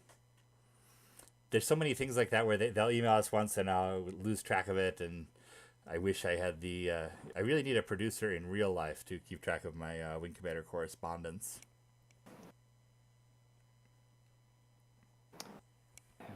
Yeah. I don't know. Yeah. All I'll say is just that there's definitely people out there that want to do stuff, and then ideas get bounced back and forth, and someday I think more things will come together. May not be the big sequel game that people want, but there's always going to be more. Yeah, there's always going to be stuff for us to report on. Leha asked if we've talked to George Olzier about a new Kickstarter. He emailed us just recently, yes. And I think we're at a point where we've all replied and gone back and forth, and then we have to kick it back up again. But he does want to do another Kickstarter for the next volume of music. He has a plan for it, and of course, we'll help out with that in any way we can. Yeah, he's trying to find affordable ways to do another like live orchestra. That's his big thing. He really likes the live orchestra piece. He's already done the legwork. Like the first half of the battle is complete. And honestly, the numbers he has to hit are doable.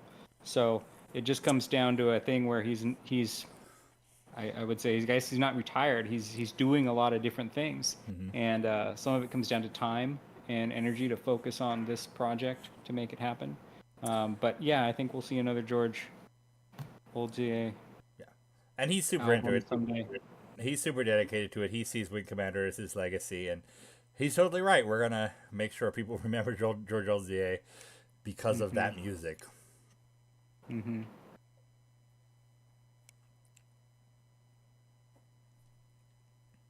Yeah, I think that's I really like the jazz mini album he made. I've told him like the live action stuff is great, but even if it's digital and he gets to do a little riff on something that he did before digitally, I think people would appreciate that too. And so I've told him some combination is great. If costs skyrocket for the live thing, there's alternatives. Yeah, I talked to him about doing kind of as an extra for this next album, do also an archival version of an archival album as like a bonus of just all the MIDIs from Wing Commander 3 recorded in an actual Yamaha whatever, and we would take care of that. We can get the equipment and get that all done, but it would be awesome to have just the whole project archive of everything that's in the game, no matter what it is, recorded on the original hardware. And I feel like getting that would drive a lot of folks to the Kickstarter. How would you pronounce his? This is a point of debate in the chat. In my head, I see old ZA. I don't think that's correct. I'm terrible about pronouncing names. In any case, I say LZA in my head, but I also doubt myself every time I do it. And I know he put out a video where he answered exactly this question, but I don't remember what the answer is. Yeah, it's got a bit more of an accent to it, if I recall correctly. Mm-hmm. I think years ago, before I knew the man, I think I said Aldeezy in my head, which isn't even how it's spelled, but I tend to do that.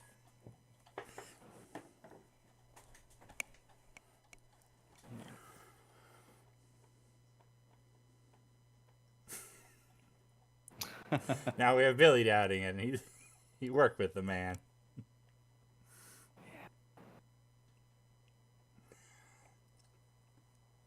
Yeah. And we've told George separately that things like a vinyl release would be really cool. Mm-hmm. I know, obviously, we had that Van Burnham project going this year, and George was aware. Like it's on the level. George was looped in with it, but was not in the loop with its launch this year. He actually gave permission for it a long time ago. And then you and I tried to help so much on that. I never like to go to somebody and say, "Hey, did you know that I have the Guinness World Record for crowdfunding? I'm the guy that made that happen. Maybe you should listen to my advice." But I lampshaded that pretty heavily and nothing. Yeah. You gave him a whole blueprint for how to successfully drive that campaign, and then I tried to kind of go at it from the side a little bit and approach him from the point of I don't even know if he knew who I was or that I knew I you don't or think anything. he knew who I was either. I just kind of tried to reiterate some of the highlights where you and I and we and the Wing Commander community have successfully funded quite a few Wing Commander projects over the last decade, and there's a few things that make them successful. Mm-hmm. Yeah, we'll see what happens to that.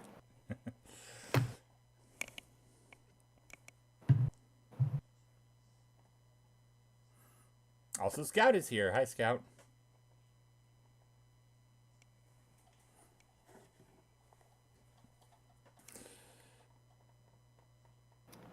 Checking the Discord here. Oh, the Discord is still on the old ZA question.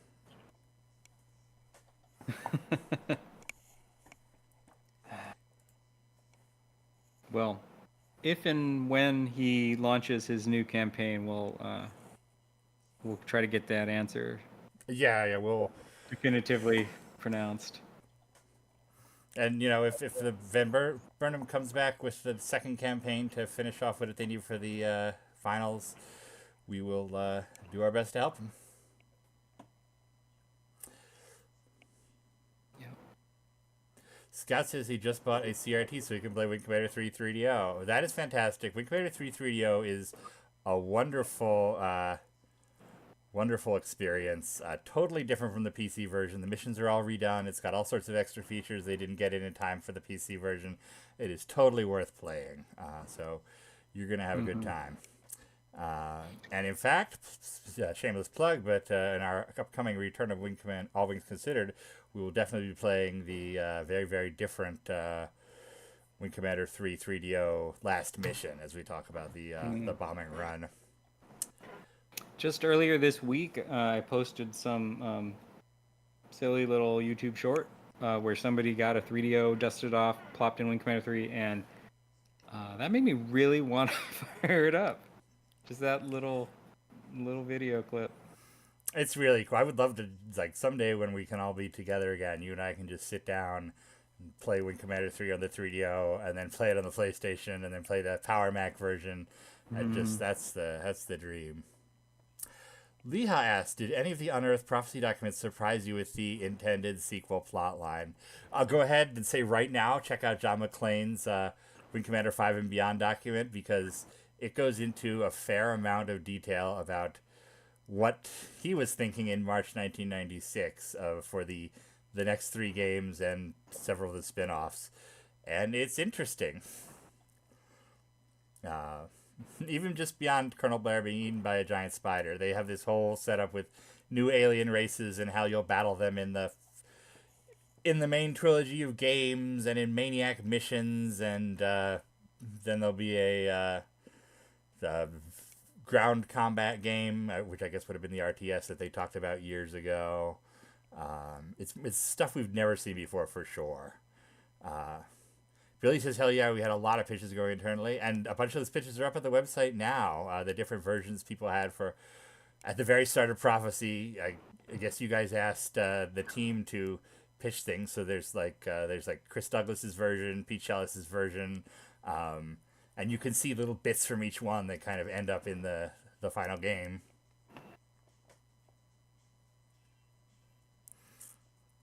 Clyde says every time YouTube suggests a Max Lore video, he has to go back through that and play Wing 1 through Prophecy again. His videos are great. He does such cool Wing Commander stuff. And I love when an account like that could be having a zillion viewers talking about starships at any time does hard Wing Commander work and includes this franchise. So Max stuff is so awesome. Vinman dug up the Kickstarter video from 2014, and he says, George Old J. Old J, okay. Old J. I'm gonna forget. You I'll forget tomorrow. Yeah, set a reminder on your Alexa to tell us in 1 year. Ask us how you say the name, how you say George's last name, and we're not gonna know. Oh, and Mac of Max Lore is in the chat also. So small world. What are the chances? Like 7 in 5 billion or whatever the population of the Earth is. By the way, I see a bunch of folks have messaged me on Discord. I can't check the messages without making Chris Reed go away, but I will get to you after the stream. We have carefully teetering. It's all held together with wire and string and so on.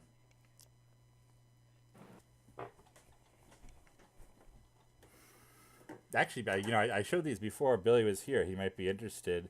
I recently acquired like 30 tapes of Wing Commander Prophecy, just raw footage you guys recorded of the alpha, I guess leading up to E3 that year, or whatever the big conference was in 1997. But we've got all these beta tapes, which came out of, I think, David Swafford's garage, and he kindly sent them to us, so we're working on restoring those.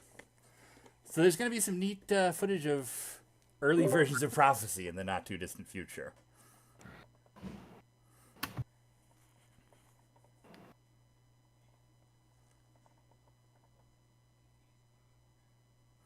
It was E3, he says. Which makes sense, because the first E3 was 95, or 94, so...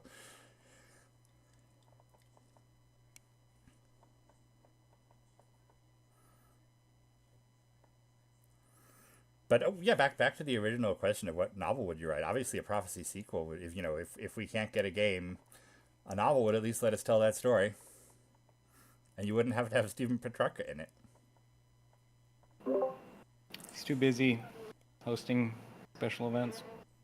Billy thinks he's the hand that has the joystick in this footage, so that makes it even more exciting to see. Yeah, that'll be for next year's birthday. Hopefully, it won't take that long, but knowing me, it will.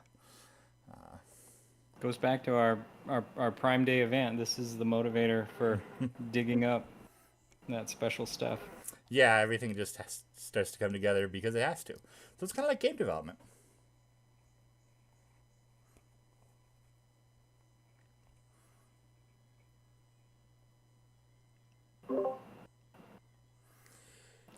Billy says he recalls it was in the THX studio. I remember that at Origin, where Stretch Williams area. He had a bunch of interested people all telling him what to do. The demo at E3 was very well planned out at the end of the day. I would love to see more of the E3 stuff because I remember, you see little photos in magazines how they had a replica of the Ready Room or a bit of Midway that you could stand in front of. I would love to see more of that. I did recently, and I should have brought this out, but I did recently acquire one of the prop ship models, the wooden model Vampire from the E3 setup. Supposedly there was also an alien ship, a Manta probably, but I've never seen it. But it's cool. It moves and lights up, and it is preserved.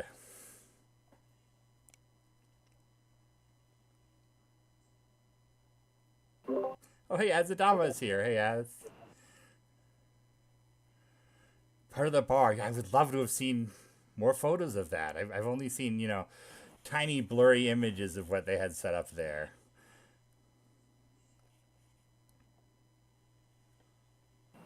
I wonder who ended up with the Manta. I hope it's still out there somewhere.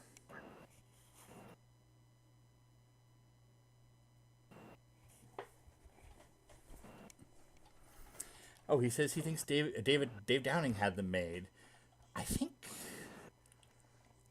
I know I said to Dave Downing like 10 years ago. I wonder if he's still online. I have to find out. Back when he donated all his stuff to the museum in Austin. Remember the first time we went there? Like as we were getting done with all the Warren Spector documents, photographing them for the archive, the guy was like, "Oh, we just got another donation of Wing Commander stuff from David Downing for his collection, but we can't let you see it because it's infected with some kind of bug," and they had to freeze it. It had to like freeze the documents for a month to clean them up. So we came back and I think when they were first launching Star Citizen, we did the David Downing stuff, got all his prophecy documentation preserved.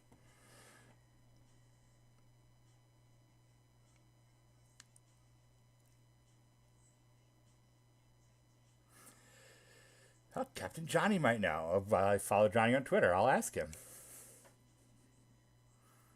A miniature game would be perfect for Wing Commander, and it seems like the cost to do bespoke miniatures has gone down so much. I mean, just in terms of the action figures, you can do the most obscure action figures or tiny ships. A thought experiment we were just kind of playing with last night in chat was if they were doing an Eagle Moth style year of subscription spaceships, what 12 Wing Commander ships would it be? And someday that could happen.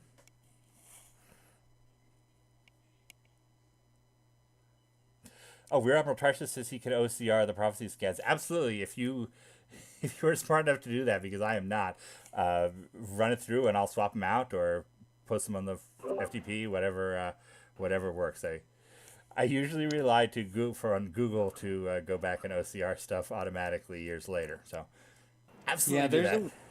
There's a definitely don't go manually do like something on 142 PDFs because there's got to be an easy way to do it. On the Macintosh, it automatically OCRs it. Like if I can just pull up one of these PDFs on a Mac and it already, I can do a Control F, or I can do a highlight, copy paste. So it's almost like the OCR is automatic.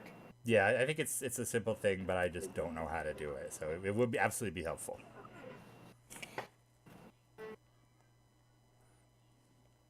Yeah, great. They Call Me Grim says, yeah, there's a miniature game for Fire and Ice announced last week. If you can do Fire and Ice, why not Wing Commander? And I keep seeing that. They're doing a series of Stargate ships that you subscribe to. And Stargate is a franchise that is as dead as Wing Commander. So it's cheap enough that you can risk stuff like this. We just need to find somebody who's willing to do it and somebody at Electronic Arts is willing to sign off.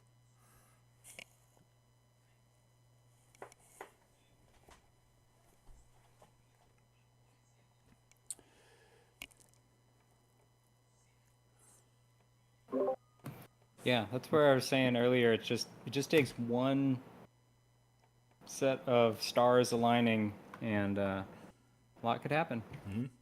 I don't personally need a big blockbuster game. I would be super happy with the craziest, weird, unique, one-off, oddball game. I'm totally fueled by obscure, tiny things. So if in a year I find some old advertisement I'd never seen, a Japanese Wing Commander 1 ad with a different drawing of the rapier. That that keeps me going. But I would love to see. I would love to see many small things. And I'm sure we'll find stuff like that, just like you found your alternative wingman text name thing in Wing Commander 4. That crazy thing in Wing Commander 3 where you hit like Alt S or something and all the ship specs, Oh yeah. weird ship specs appear in Wing Commander 3. That was a bizarre thing that was buried for 25 plus year. And fascinating to see the difference between the group writing the lore for the manual and the ones actually working on the game. Would not happen today.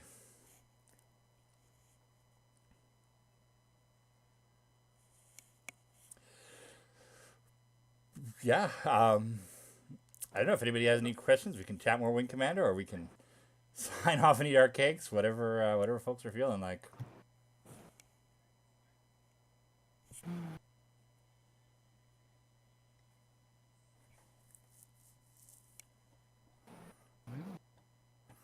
I was hoping my cat was going to join us. She was sleeping here right beside me, right up until we started, chewing on an Ultima patch. But she hightailed it as soon as I started talking.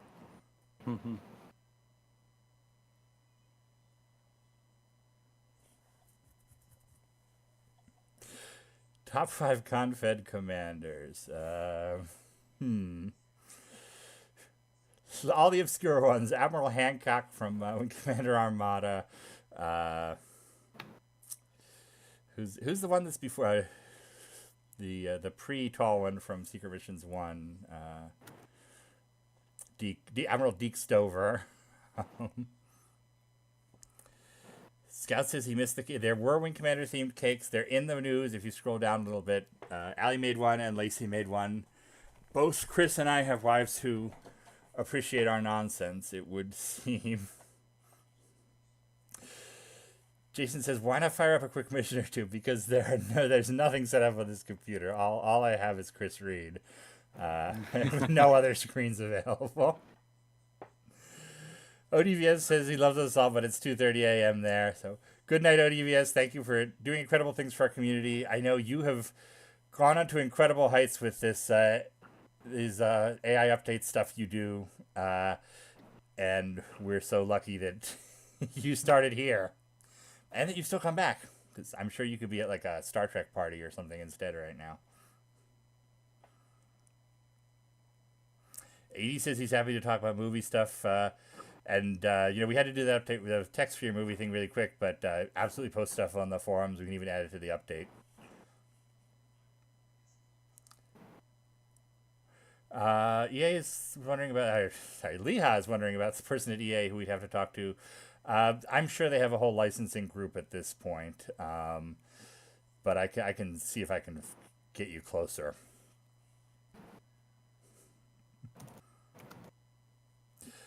Scout asks what flavor the layers of your cake are, Chris. They are chocolate times 3. Triple chocolate. Let's see. Vinman asks, is there an article about the Wing Commander 4 wingman name thing? I think it's in the buffer. I think it might have been a Twitter thread that... Yeah, it's one of those ones where I did a Twitter thread, and I think it hasn't been turned into an article yet. But if you go to the WCpedia, and I can link it in chat after this, I made a giant chart with all the possible options and the variants and screenshots of every single one, so you can see it all.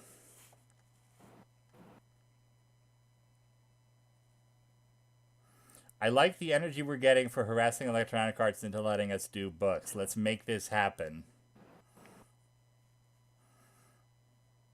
And we're not nobody anymore. We made Star Citizen, I guess, so they should let us write a book.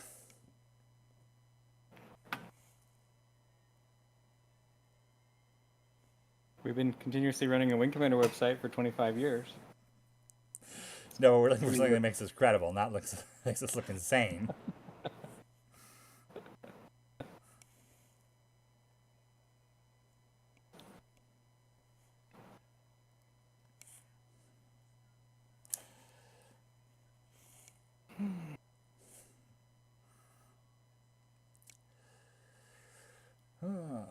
Yeah, I think about the amount, like the technical aspect of how we did some of our live Wing Commander archiving trips to Austin or Mythic or wherever. Hmm. And I think about how much the technology has changed now. Hmm. I remember it was a big deal in 2008 when you could physically get a terabyte drive, and they were hundreds of dollars for a 1 terabyte drive. Um, but that was a big deal because we could put so much archival information on the one drive. And now you can get like a 4 terabyte solid state drive for, I don't know, $100 or $200. And technology to do some of the stuff that we used to do has grown so much. Well, I got So some good news for you. The Museum of Play in Rochester, New York, has in their archive some privateer online design documents, which I think I oh. found out just before the pandemic. And once we're up for traveling long distances again, that seems like one we could do. Yeah, did you say New York? Yep, but not the Oh. good part of New York. It's upstate New York. Uh, Well, the Ace is halfway there, so yeah, it would be we'll great. be able to scoop them up. So that would be a good one to go photograph. There's this rapier in Florida that we might want to go after. Once the world is a little bit not so horrible, there's some stuff we can do. Mm-hmm. Yeah, Florida's still there in 5 years. But I'm serious about this book thing now. I'm going to put together a pitch. What would we do if we had the book rights? It's Rochester, New York, so it's all the way up, I think. We probably could send a robot. We probably could just pay them to photograph stuff for us. But you kind of want to get the gang together and go on an adventure. That's half the fun of these things.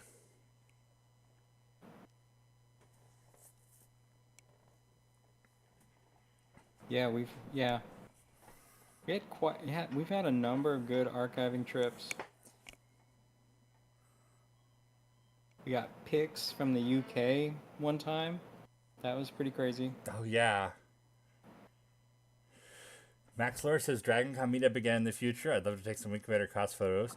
I would love to go back to Dragon Con. The thing that kind of ruined it for me is they sent me as a guest for a couple years on Star Citizen, and I don't know if I could go back to not having that guest badge. It just made the experience so much more pleasant.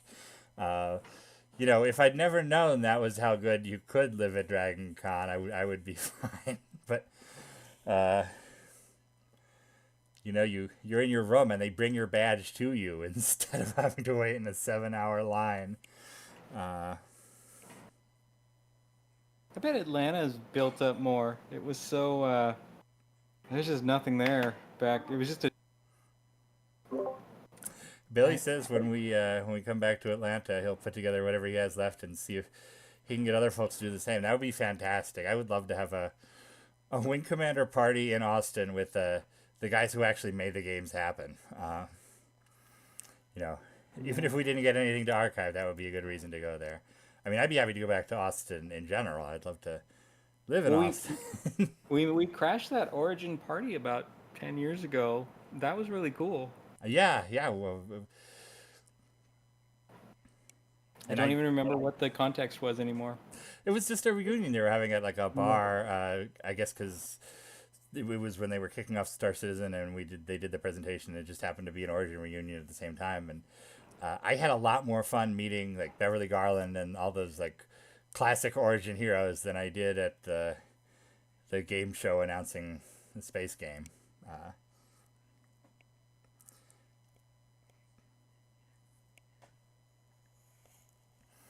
so lots of stuff we can do in the future, and thanks to the magic of technology, we'll take you all along.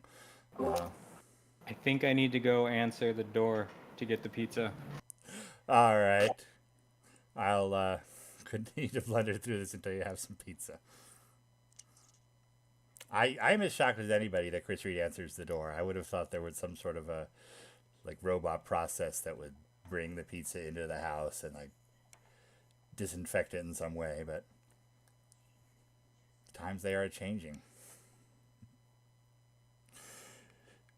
Yeah, we'll do like a live stream as we're there next time. If we can figure out how the stuff kids today works, how the stuff kids today do works, because things that seem effortless to teenagers in 2024 are getting a lot harder for people like me.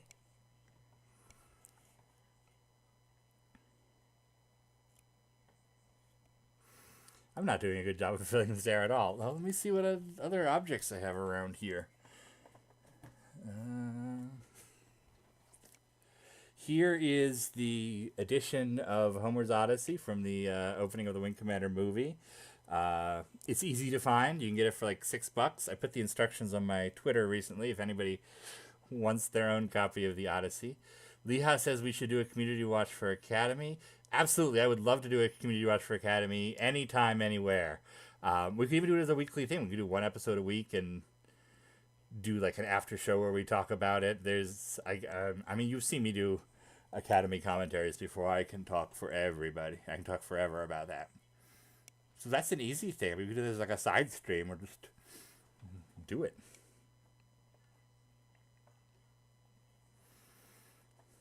And of course, we can watch the movie.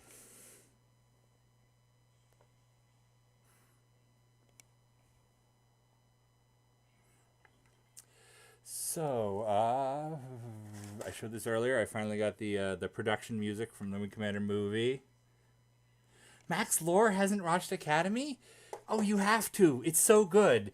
It's by the guys that did. It's essentially the same creative team that did Exo Squad, and it is so much better than it should have been for a syndicate or a kids cartoon in 1997. 96? 96. This was 96. And it's really well done and full of stuff you're like, wow, I can't believe they bothered to include that from the games. They basically use kind of the likenesses from Wing Commander 3. You know, it's Hamill and Wilson younger, but the ships are all familiar ships. It's the Tiger's Claw, and it's all the deep Wing Commander lore we know. Oh, Christie's Xbox controller has disconnected, I think. Yeah, I think you're definitely gonna like it. It's a very solid show. I mean, it's animation from 1996, but it's very, very solid.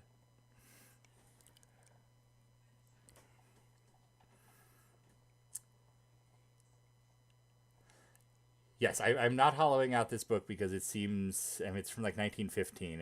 I feel like I should not cut into it, but the movie prop did have a hole for the cross in it, which is really clear in the Confederation Handbook on the frontispiece. If you look at that, you can see that. I've got more tapes. This is Prophecy Game Capture number 1, June 10, 1997. So there's just a whole bunch of these prophecy capture videos dated throughout mid 97. That's going to be exciting. Scott keeps saying CR and he means Chris Reed, and that breaks my brain a little. If you say Chris, I think Chris Reed, but Seems reasonable. Mac, if you, I actually guess I don't know if the owner of Max Lore is actually named Mac, or if their name is Max Lore.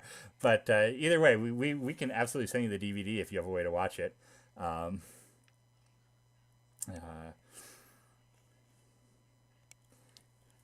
feel like getting Academy in front of you would be a public service. What else do I have laying around here? I've got a Armada play guide, which I scanned recently. Somebody on Reddit wanted it. I've got 2 Privateer Playtesters guides. You ever wondered what the deal with the Privateer Playtesters guide art was? What is any of this? What is that logo? It doesn't show up anywhere else. I don't know why I have 2 of these out, but they're in beautiful condition. Is one of them signed, maybe? Nope. I have one that I asked like a couple of the QA folks to sign, but it's not that one. Got a copy of Game Artist by Paul Jones. Paul Jones was the AD on Star Citizen for years and years. Most of the beautiful ships that you know of, he was absolutely influential, and he left last year, but he wrote a great book about getting started in the game industry, which I will double down for anybody. Giorgio says the Arabic translation of Academy is very cool. It is. It has a fantastic theme song. And actually, AD has been chasing a Korean version of Academy, which may or may not have a translation. We'll find out. But the show is unfortunately very, very lightly distributed. Scout is off. Have a good day, Scout. Oh, there. AD says, crazy thing we reported recently, there was apparently a Korean dub of Academy, but we haven't found clips yet. So that's going to be exciting to see. I'm just reaching over into the void to see what I can find. While we kill time, waiting for Chris Reed to get back. Oh, here's some flat stuff. Legos. Oh, we've got an interview with Freddie Prinze Jr. in Movie Line magazine. I think this is the one where he says they changed the script even though they didn't. A beautiful print by my wife. And what is this folder? Oh, this is a French video game magazine that has a centerfold that is a pull-out poster for Wing Commander 1 with Wing Commander 1 Super Nintendo.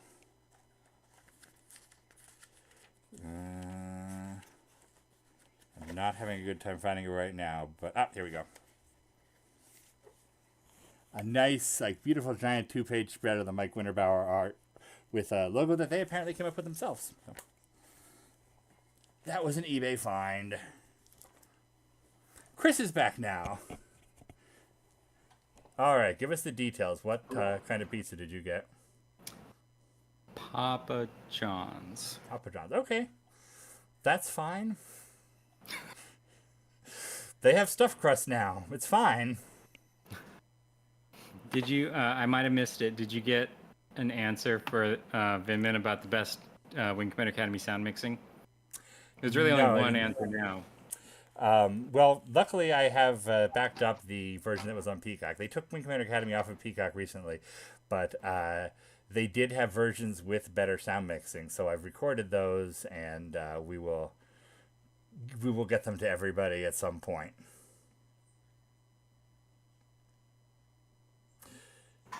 Feckler Targ says, and I'm sorry if I got that wrong. It's one of those things where I've seen your username so many times for so many years, and that's how I say it in my head, at least. But he says a dub of Academy with the original German voices from WC plus Raymond Crone dubbing Michael Dorn's character would have been awesome. It would have, and it would have been smart because Wing Commander made money in Germany. So somebody in 1996 make that deal.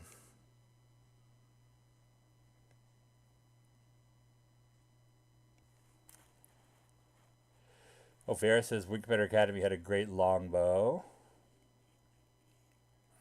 Which again is a case the longbow was left. They had model sheets for the longbow because they had designed all the Wing Commander 3 ships for the show. And that's why you get these little cameos of the Arrow and the Hellcat and the longbow. The Avenger from Wing Commander 4 is in there. Little bits and pieces that are left over from the original vision. The Avenger, though, is crazy because it's a gigantic shuttle. Yes, the scale is way off. And I think it's a case of them saying, oh, we don't need this anymore. Well, use it for whatever. Max says, was there ever a Japanese dub of Academy? There was not. Japan has never really gotten behind Wing Commander, and Origin spent a bunch of money a couple different times trying to push it, and it just never caught on. It's one of those ones where it seems like it should, but it was just never the right match for the country. Ultima was crazily popular in Japan. You know, there was a time when Richard Garriott, Lord British, was like a celebrity figure there because Ultima was so big. But Wing Commander never worked out.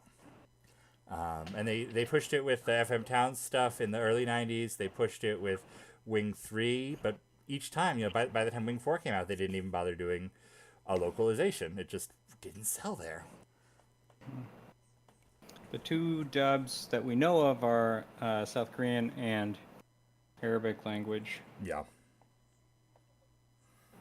And Korea is one of those places that it is so hard to track down pop culture on our internet as it exists right now. So it's rife for like interesting Wing Commander stuff because they had ports of all the games by a third party there, and they had the movie with an insane poster. And it's so hard to find the ephemera there.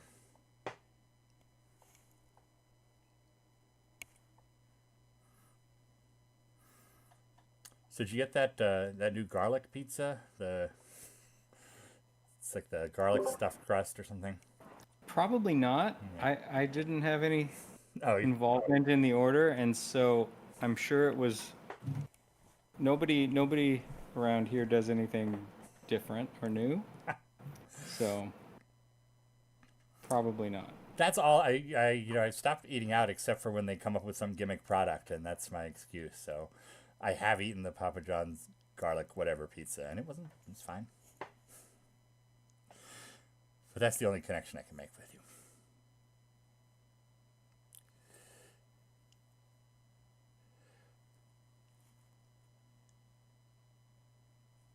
Let's see. Odd music question. If you could write parody songs fit in the Wing Commander universe, which ones would you use and what would the lyrics be? I remember there was a fan who did a song. It was like Summer of 69, but it was 2669. That was kind of the best Wing Commander folk we've seen over the years. I think I wrote the lyrics to Pretty Fly for a Drakai back when that was a relevant pop culture reference. I've certainly We written used to have some Christmas songs. Yeah, we did. I'm actually really good with parody lyrics, so if we need a parody song, I can noodle one out. So hit me up for that later. Giorgio says, Shane, pizza's a great field for experimentation and innovations. Yeah, but you have to understand, he has 3 young daughters. That's probably not a great setup for experimentation and innovation. There's actually just like so many people in the house right now. There are like 10 people here. And due to a confluence of events. So, and I've chased them out of the main space just because this space has the best lighting. So I'm here and everyone else is somewhere else eating this pizza. Well, we can wrap this up if you want to go eat. Or we can I'm doing good. Or it has been like 2 hours, surprisingly. It's actually been over 2 hours. We're at 2 hours and 7 minutes on the stream so far.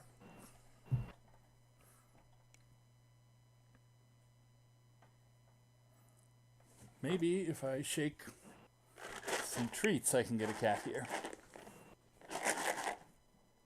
The cat has run back in back of me. Hi, Sully. Hey, guys. You know what? Don't know if you can... There you go. 2 cats are here for treats. That is Sully and Lumi, our black cats. We adopted them from rescue folks in New York about a year ago, and they are our entire lives right now. And I'm going to give them treats. Hey, guys. Yeah, enjoy. What are you guys up to? Are you with Mom? They're wonderful. Sully is giant, and Lumi is the softest cat you ever felt. And they're partially a Wing Commander reference because, of course, there is a black cat in the novel False Colors, the ship's cat. Leha says, are you planning on new sections for All Wings Considered? Yes, we are, and we would love for you to take charge of some of them. I would absolutely be happy to have you as a co-host. Madman Legion says, joined very late, but happy 25th anniversary. Thank you, and to you. I mean, it sounds like one of those stupid, like, no, you, the fans, make it possible. But this is a case where you, the fans, make it possible. Without the community, there would be no CIC, and none of this would happen. So, it's happy birthday to everybody.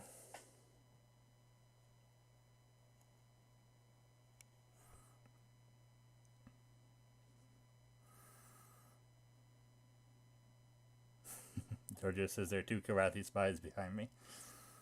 And I even have a sign about that, which I think you might even be able to see. Where is it? Oh. You can see I have the sign from the Tiger's Claw rec room in the movie. It's the actual prop of warning about possible Karathi spies, and it creeps everyone out. It's a little bit horrifying. It is. And it's one of those ones where, so it was made by the production group in Luxembourg, and they had no background in the game. So all this stuff in the background of the movie is just crazy and weird, and that's one of them.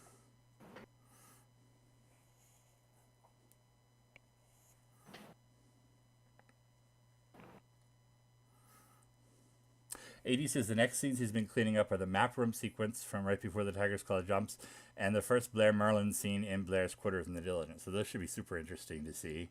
It's great that some of this lost footage is finally coming out. And that AD is doing so much work to make it presentable. Yeah, there's possibility that literally nobody in the world would be digging up and cleaning up these scenes if it weren't for AD. Hmm? I mean, if it were for AD, I don't think anybody would have digitized them in the first place. They would have rotted away. We get a lot of comments on YouTube about people who are genuinely like the little tiny dork here VDU video snippet thing that we posted a few weeks ago. Got like a surprising amount of feedback that people were just like jazzed about it. Yeah, it's interesting what connects with people. But that Dorkier one was fascinating to me too, because I'd certainly seen the Dorkier as you see it in the movie, but you don't see the frames where it's actually shaped like a Wing Commander 1 Dorkier. Folks in the Discord chat are talking about Ultima Online versus EverQuest versus what's the first MMO.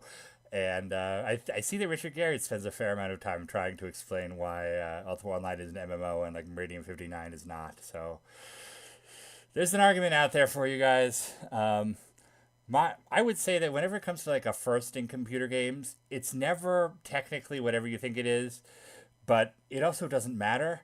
Ultima Online probably isn't the first massively multiplayer game, if you could come up with some technical definition of what a massive multiplayer game is, but it's the one that made them make money and caused them to become a thing. And the same thing with Wing Commander 3. It's not the first CD-ROM game, it's not the first FMV game, but it's the one that pushed a lot of people to adopt CD-ROM drives, and that's a much more important history than, somebody ray tracing Sherlock Holmes 5 years earlier. And CD-ROMs, and I've been working on a piece about the Hobbs hologram and why it was cut from Wing Commander 3 and all of that. And one of the things you find is, CD-ROMs came out in 1988, 1989, and they just weren't sexy enough. The idea that something held 600 megabytes of data was not interesting to the average consumer. And that's why you had things like Richard Garriott pushing, literally including a letter with Wing Commander 2 and Wingman Privateer saying, you should buy a CD-ROM. And everybody in the industry realized this was going to take packaging costs down to nothing and let us do giant games, but consumers weren't buying them. And, they put out Wing Commander Armada in 94, which was a dual release. So they did a CD-ROM and a 3.5-inch high-density SKU. And the hope was that they were hoping for, like, 75-25 ratio. 75% of people buying the CD, 25% buying the disc version. And it ended up 60-40. People were still buying the disc version. The install base wasn't there yet.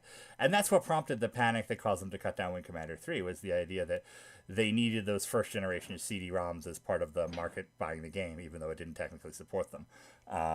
And it ended up not to matter because Wing Commander 3, like Wing Commander 1, pushed hardware adoption, and you sold hundreds of thousands of copies, and you sold a lot of CD-ROM drives for Creative and Teak and so on.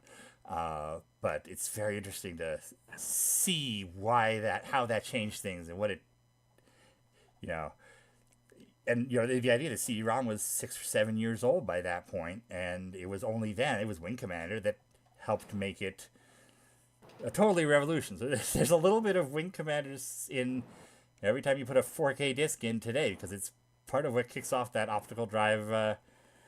You know, it's so much more, so much sexier to the consumer to say, hey, this can have a whole movie in it. You can live Star Wars with this magic disc, rather than this has 650 megabytes of information. You can have 5,000 novels. It's events like that that matter in that history. So it's not the first CD-ROM game, but it's a very, very important one. UO is not the first MMO, but it's the very, very, very important one. Remember Armada had that insert that said Yeah. you need to get ready. Yeah. You need this much RAM and a CD-ROM for Wing Commander 3. You have 3 months. Absolutely. And, it wasn't just Wing Commander. Myst was huge, and there were a whole bunch of products that kind of all came out at the same time that drove adoption of CD-ROMs. But one thing Origin understood, and Billy says this right now, you needed big products that would look cool on a monitor to show to other people. And, after starting with Wing Commander 1, Origin relied on that so often. It was, hey, not that many people own 386s, but the people that do are going to want this game, and that's a more reliable audience than making a less impressive game for 8086s or whatever. So that was a big thing for Origin for many products, and sometimes it was paid off massively well, Wing Commander or Wing Commander 3. Other times, games like Strike Commander kind of petered out because you didn't have... Nobody bought a 486 or a Pentium to play Strike Commander. It just didn't click that switch. It was tough to hit that exact thing. But there's a big article coming out about that. Georgios brings up the Sound Blaster, and that's absolutely right. The Sound Blaster was really big. And we've posted some articles before when I think the founder of the Sound Blaster company, Creative Labs, passed away. You posted an article about the deals that conspired, and there's Wing Commander 1 and its music and the sound effects, but the speech in Wing Commander 2 was huge. And Creative Labs themselves, for years, in their kind of corporate timeline they would have on their site, credited Wing Commander 2 with one of the reasons it became such a standard. And, it became such a standard that people forget there were other options, Nobody's talking about the Kovacs speech thing or the Disney sound source or anything after Wing Commander 2.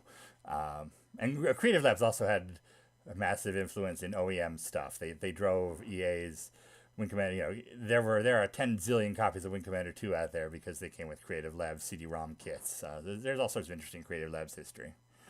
But they credited Wing Commander, at least. I've noticed that everybody, and I found this with Thrustmaster also, everybody has kind of redone their corporate history to make themselves look like geniuses. But back in the 90s, you would actually have them say, hey, this game helped us move product. And we don't forget. The Raylight Italian developer website still credits Wing Commander Prophecy 20 years ago as their initial thing that got them going. Billy says Creative would send them boxes of stuff to play with, and that's basically why people would choose to add support, and that was smart.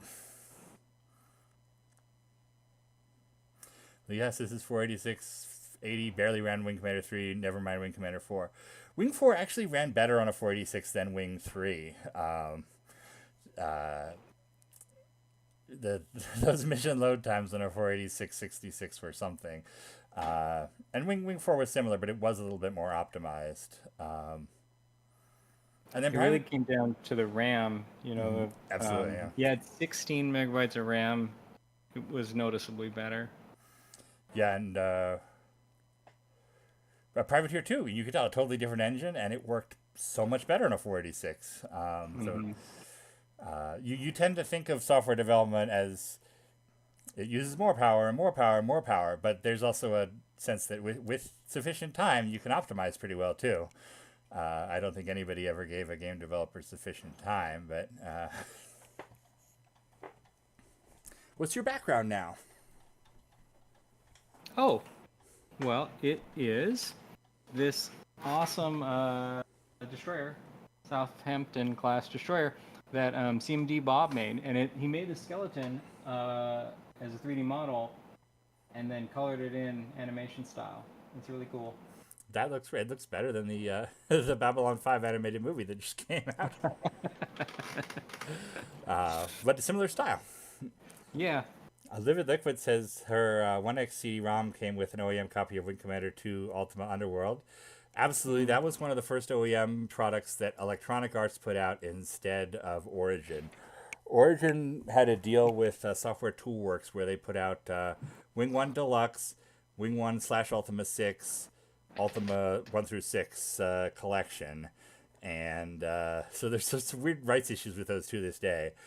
But then when EA took over Origin's IPs, they did Wing Commander 2 Ultima Underworld, which did not have the expansions. They did a Wing 2 Deluxe. They did Privateer CD with a bunch of things. There's a whole rich history of OEM stuff that I love looking into.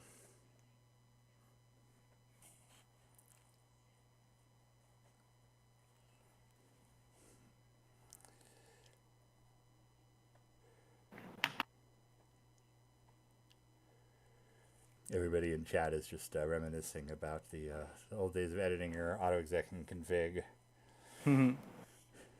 which I knew everybody in my generation did, and it's totally useless now. But it taught us to think in a certain way. I understand how a computer loads things into memory to this day because back then it was simple enough that you could have some control over it and it would matter.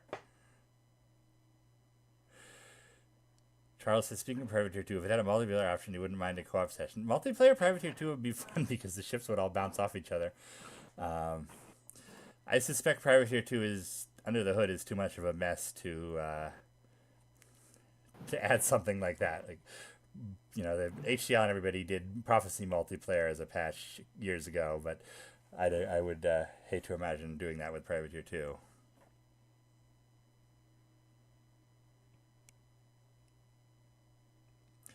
Yeah, Wing 4 was the last game I played initially on a 486, and I think I got my Pentium shortly after.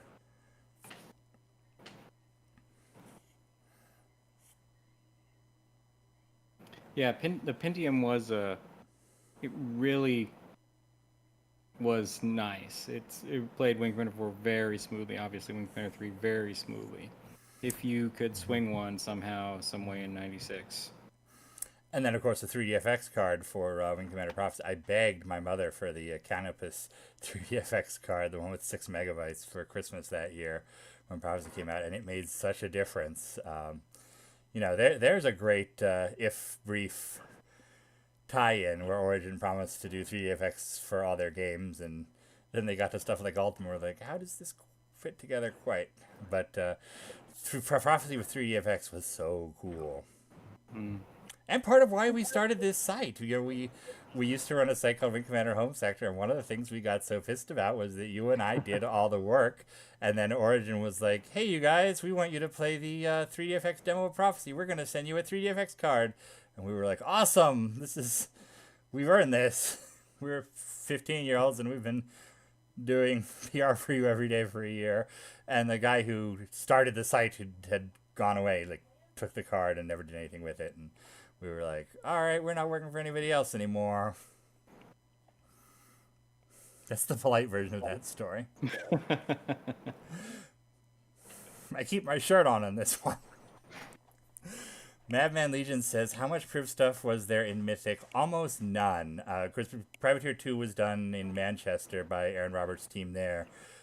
Origin was responsible for, they did a QA pass on it. A famously internally dramatic QA pass where Origin's wonderful QA team figured out all the problems with it and were ignored. So there was some QA documentation from Privateer 2, and there's some packaging. Packaging in games at that time meant not just the box, but the manual, all the printed stuff. And because Origin in the US insisted on doing their own version. If you've ever looked at like the UK version of Privateer 2, it's totally different. The advertising is totally different. The box is totally different. The manuals are totally redone. So there's some archival stuff for the US packaging, but no code or data or anything, unfortunately.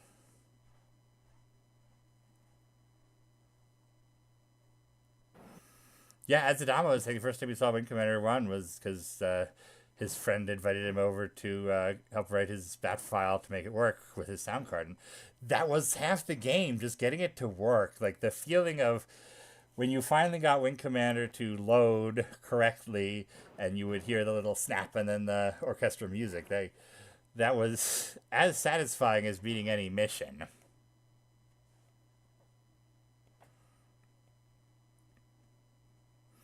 AD says the Starlight engine was intended for a Privateer 2 or 3 attempt, but they pivoted away from that once through the Digital Anvil. That's true. It was briefly going to be a Wing Commander movie game, but they couldn't make that work, and it eventually became Starlancer.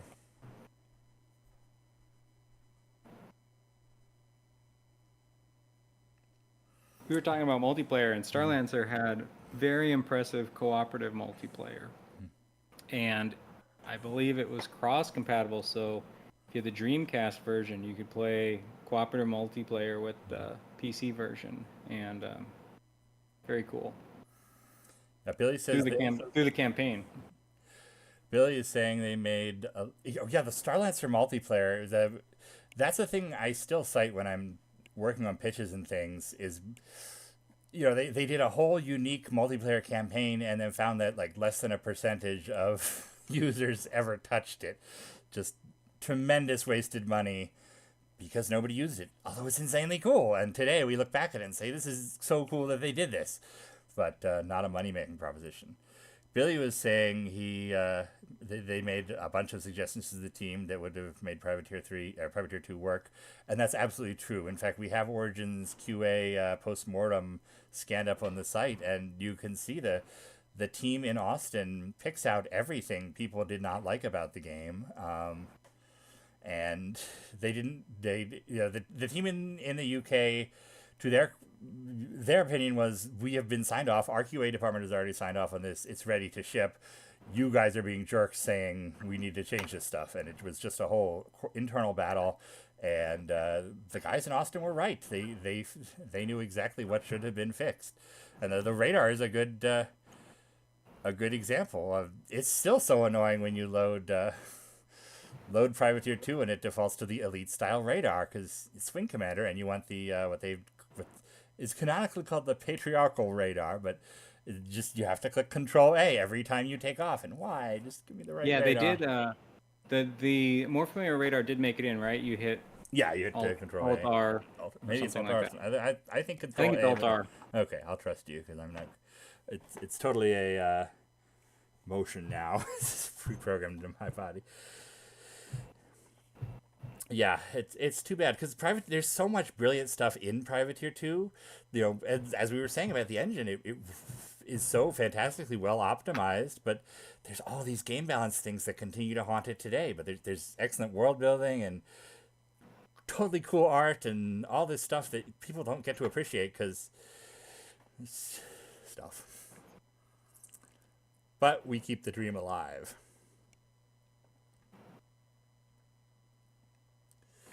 Leha says it's amazing how advanced the radar systems in Wing Commander games are. They use a similar one in Elite Dangerous, and 90% of new players couldn't figure out how to read it. I have not played Elite Dangerous in a long time, but my thought was it had the Elite style radar. Wing Commander's radar was actually initially created by Dennis Lubay, the artist who did the box cover of the original game and a bunch of the art for Wing 1 and 2. He pitched that together for how it should work and sold it to Chris Roberts, and that is...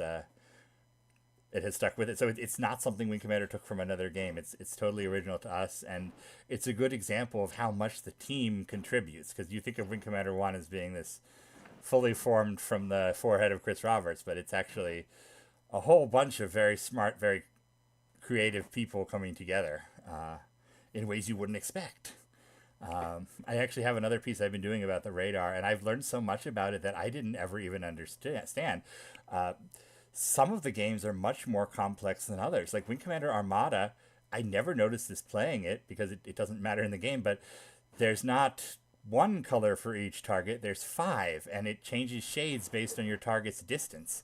And I've archived all that. I've figured out what all the colors for everything are. There's actually a WCpedia site I've already put up about it. That's one we need to bring on to turn into a front page article, because that's some great investigation that we haven't collected there yet. Yeah, that's going to be a good front page article.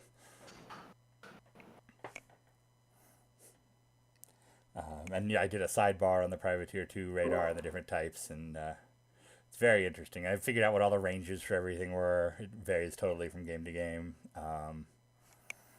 Interesting stuff, though.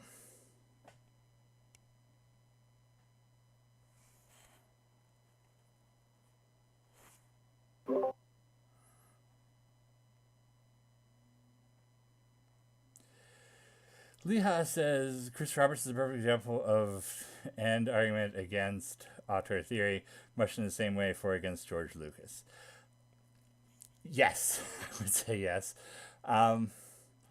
I just think there's a lot more to Wing Commander than Chris Roberts. I like Chris Roberts. I have nothing against Chris Roberts, but he didn't draw those spaceships.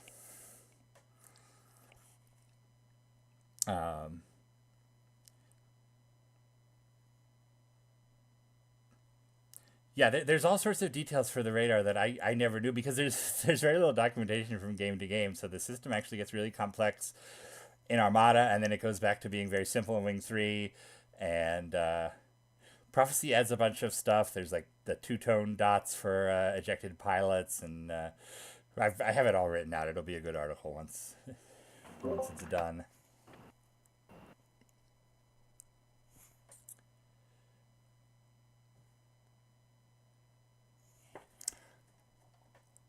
Well, I wish I had more media. All I have is this picture of the sign that I can bring up. Sebastian says hello and happy birthday, CIC. Hi, Sebastian.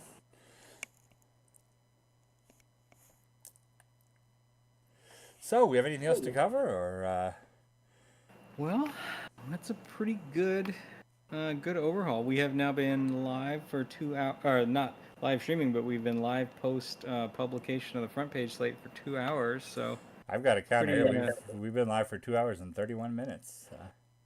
Okay, pretty good overview of the material. Lots of good submissions for just solid stuff this year. Well, Leha says both men relied on the talents of many other people. They definitely brought it together, but not from one mind. And my experiences with George Lucas, though, he's very, very good at crediting other people. People just don't want to listen to him. But George Lucas is absolutely happy to tell you exactly how the soup is made. And I don't get that with Chris Roberts. Anyway, just wanted to reply to that one. But, people didn't really think about how games were made back then either. So it's a false equivalency to some degree also. And absolutely, he's a genius. He's the man behind the very concept of the... And this is one thing I think people don't appreciate about Chris Roberts is he's not sitting there saying, I want to make a space adventure. He's saying, I want to make a 3D engine that lets you turn bitmaps, and that becomes a space adventure thanks to the efforts of all these other people. And his initial contribution is this massive, here's an incredibly technically complex thing that people didn't think could be done, and I've done it. But he's, people wonder, why does he keep changing the Kilrathi? Because the Kilrathi weren't his. They're not totally to him. He's trying to figure out something that's his, instead of the team's, to some degree. Or back in the day. I don't think we have that anymore.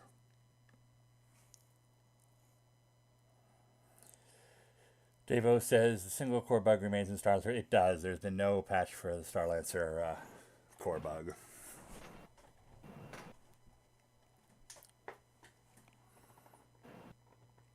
All right. Well, last call. Any questions?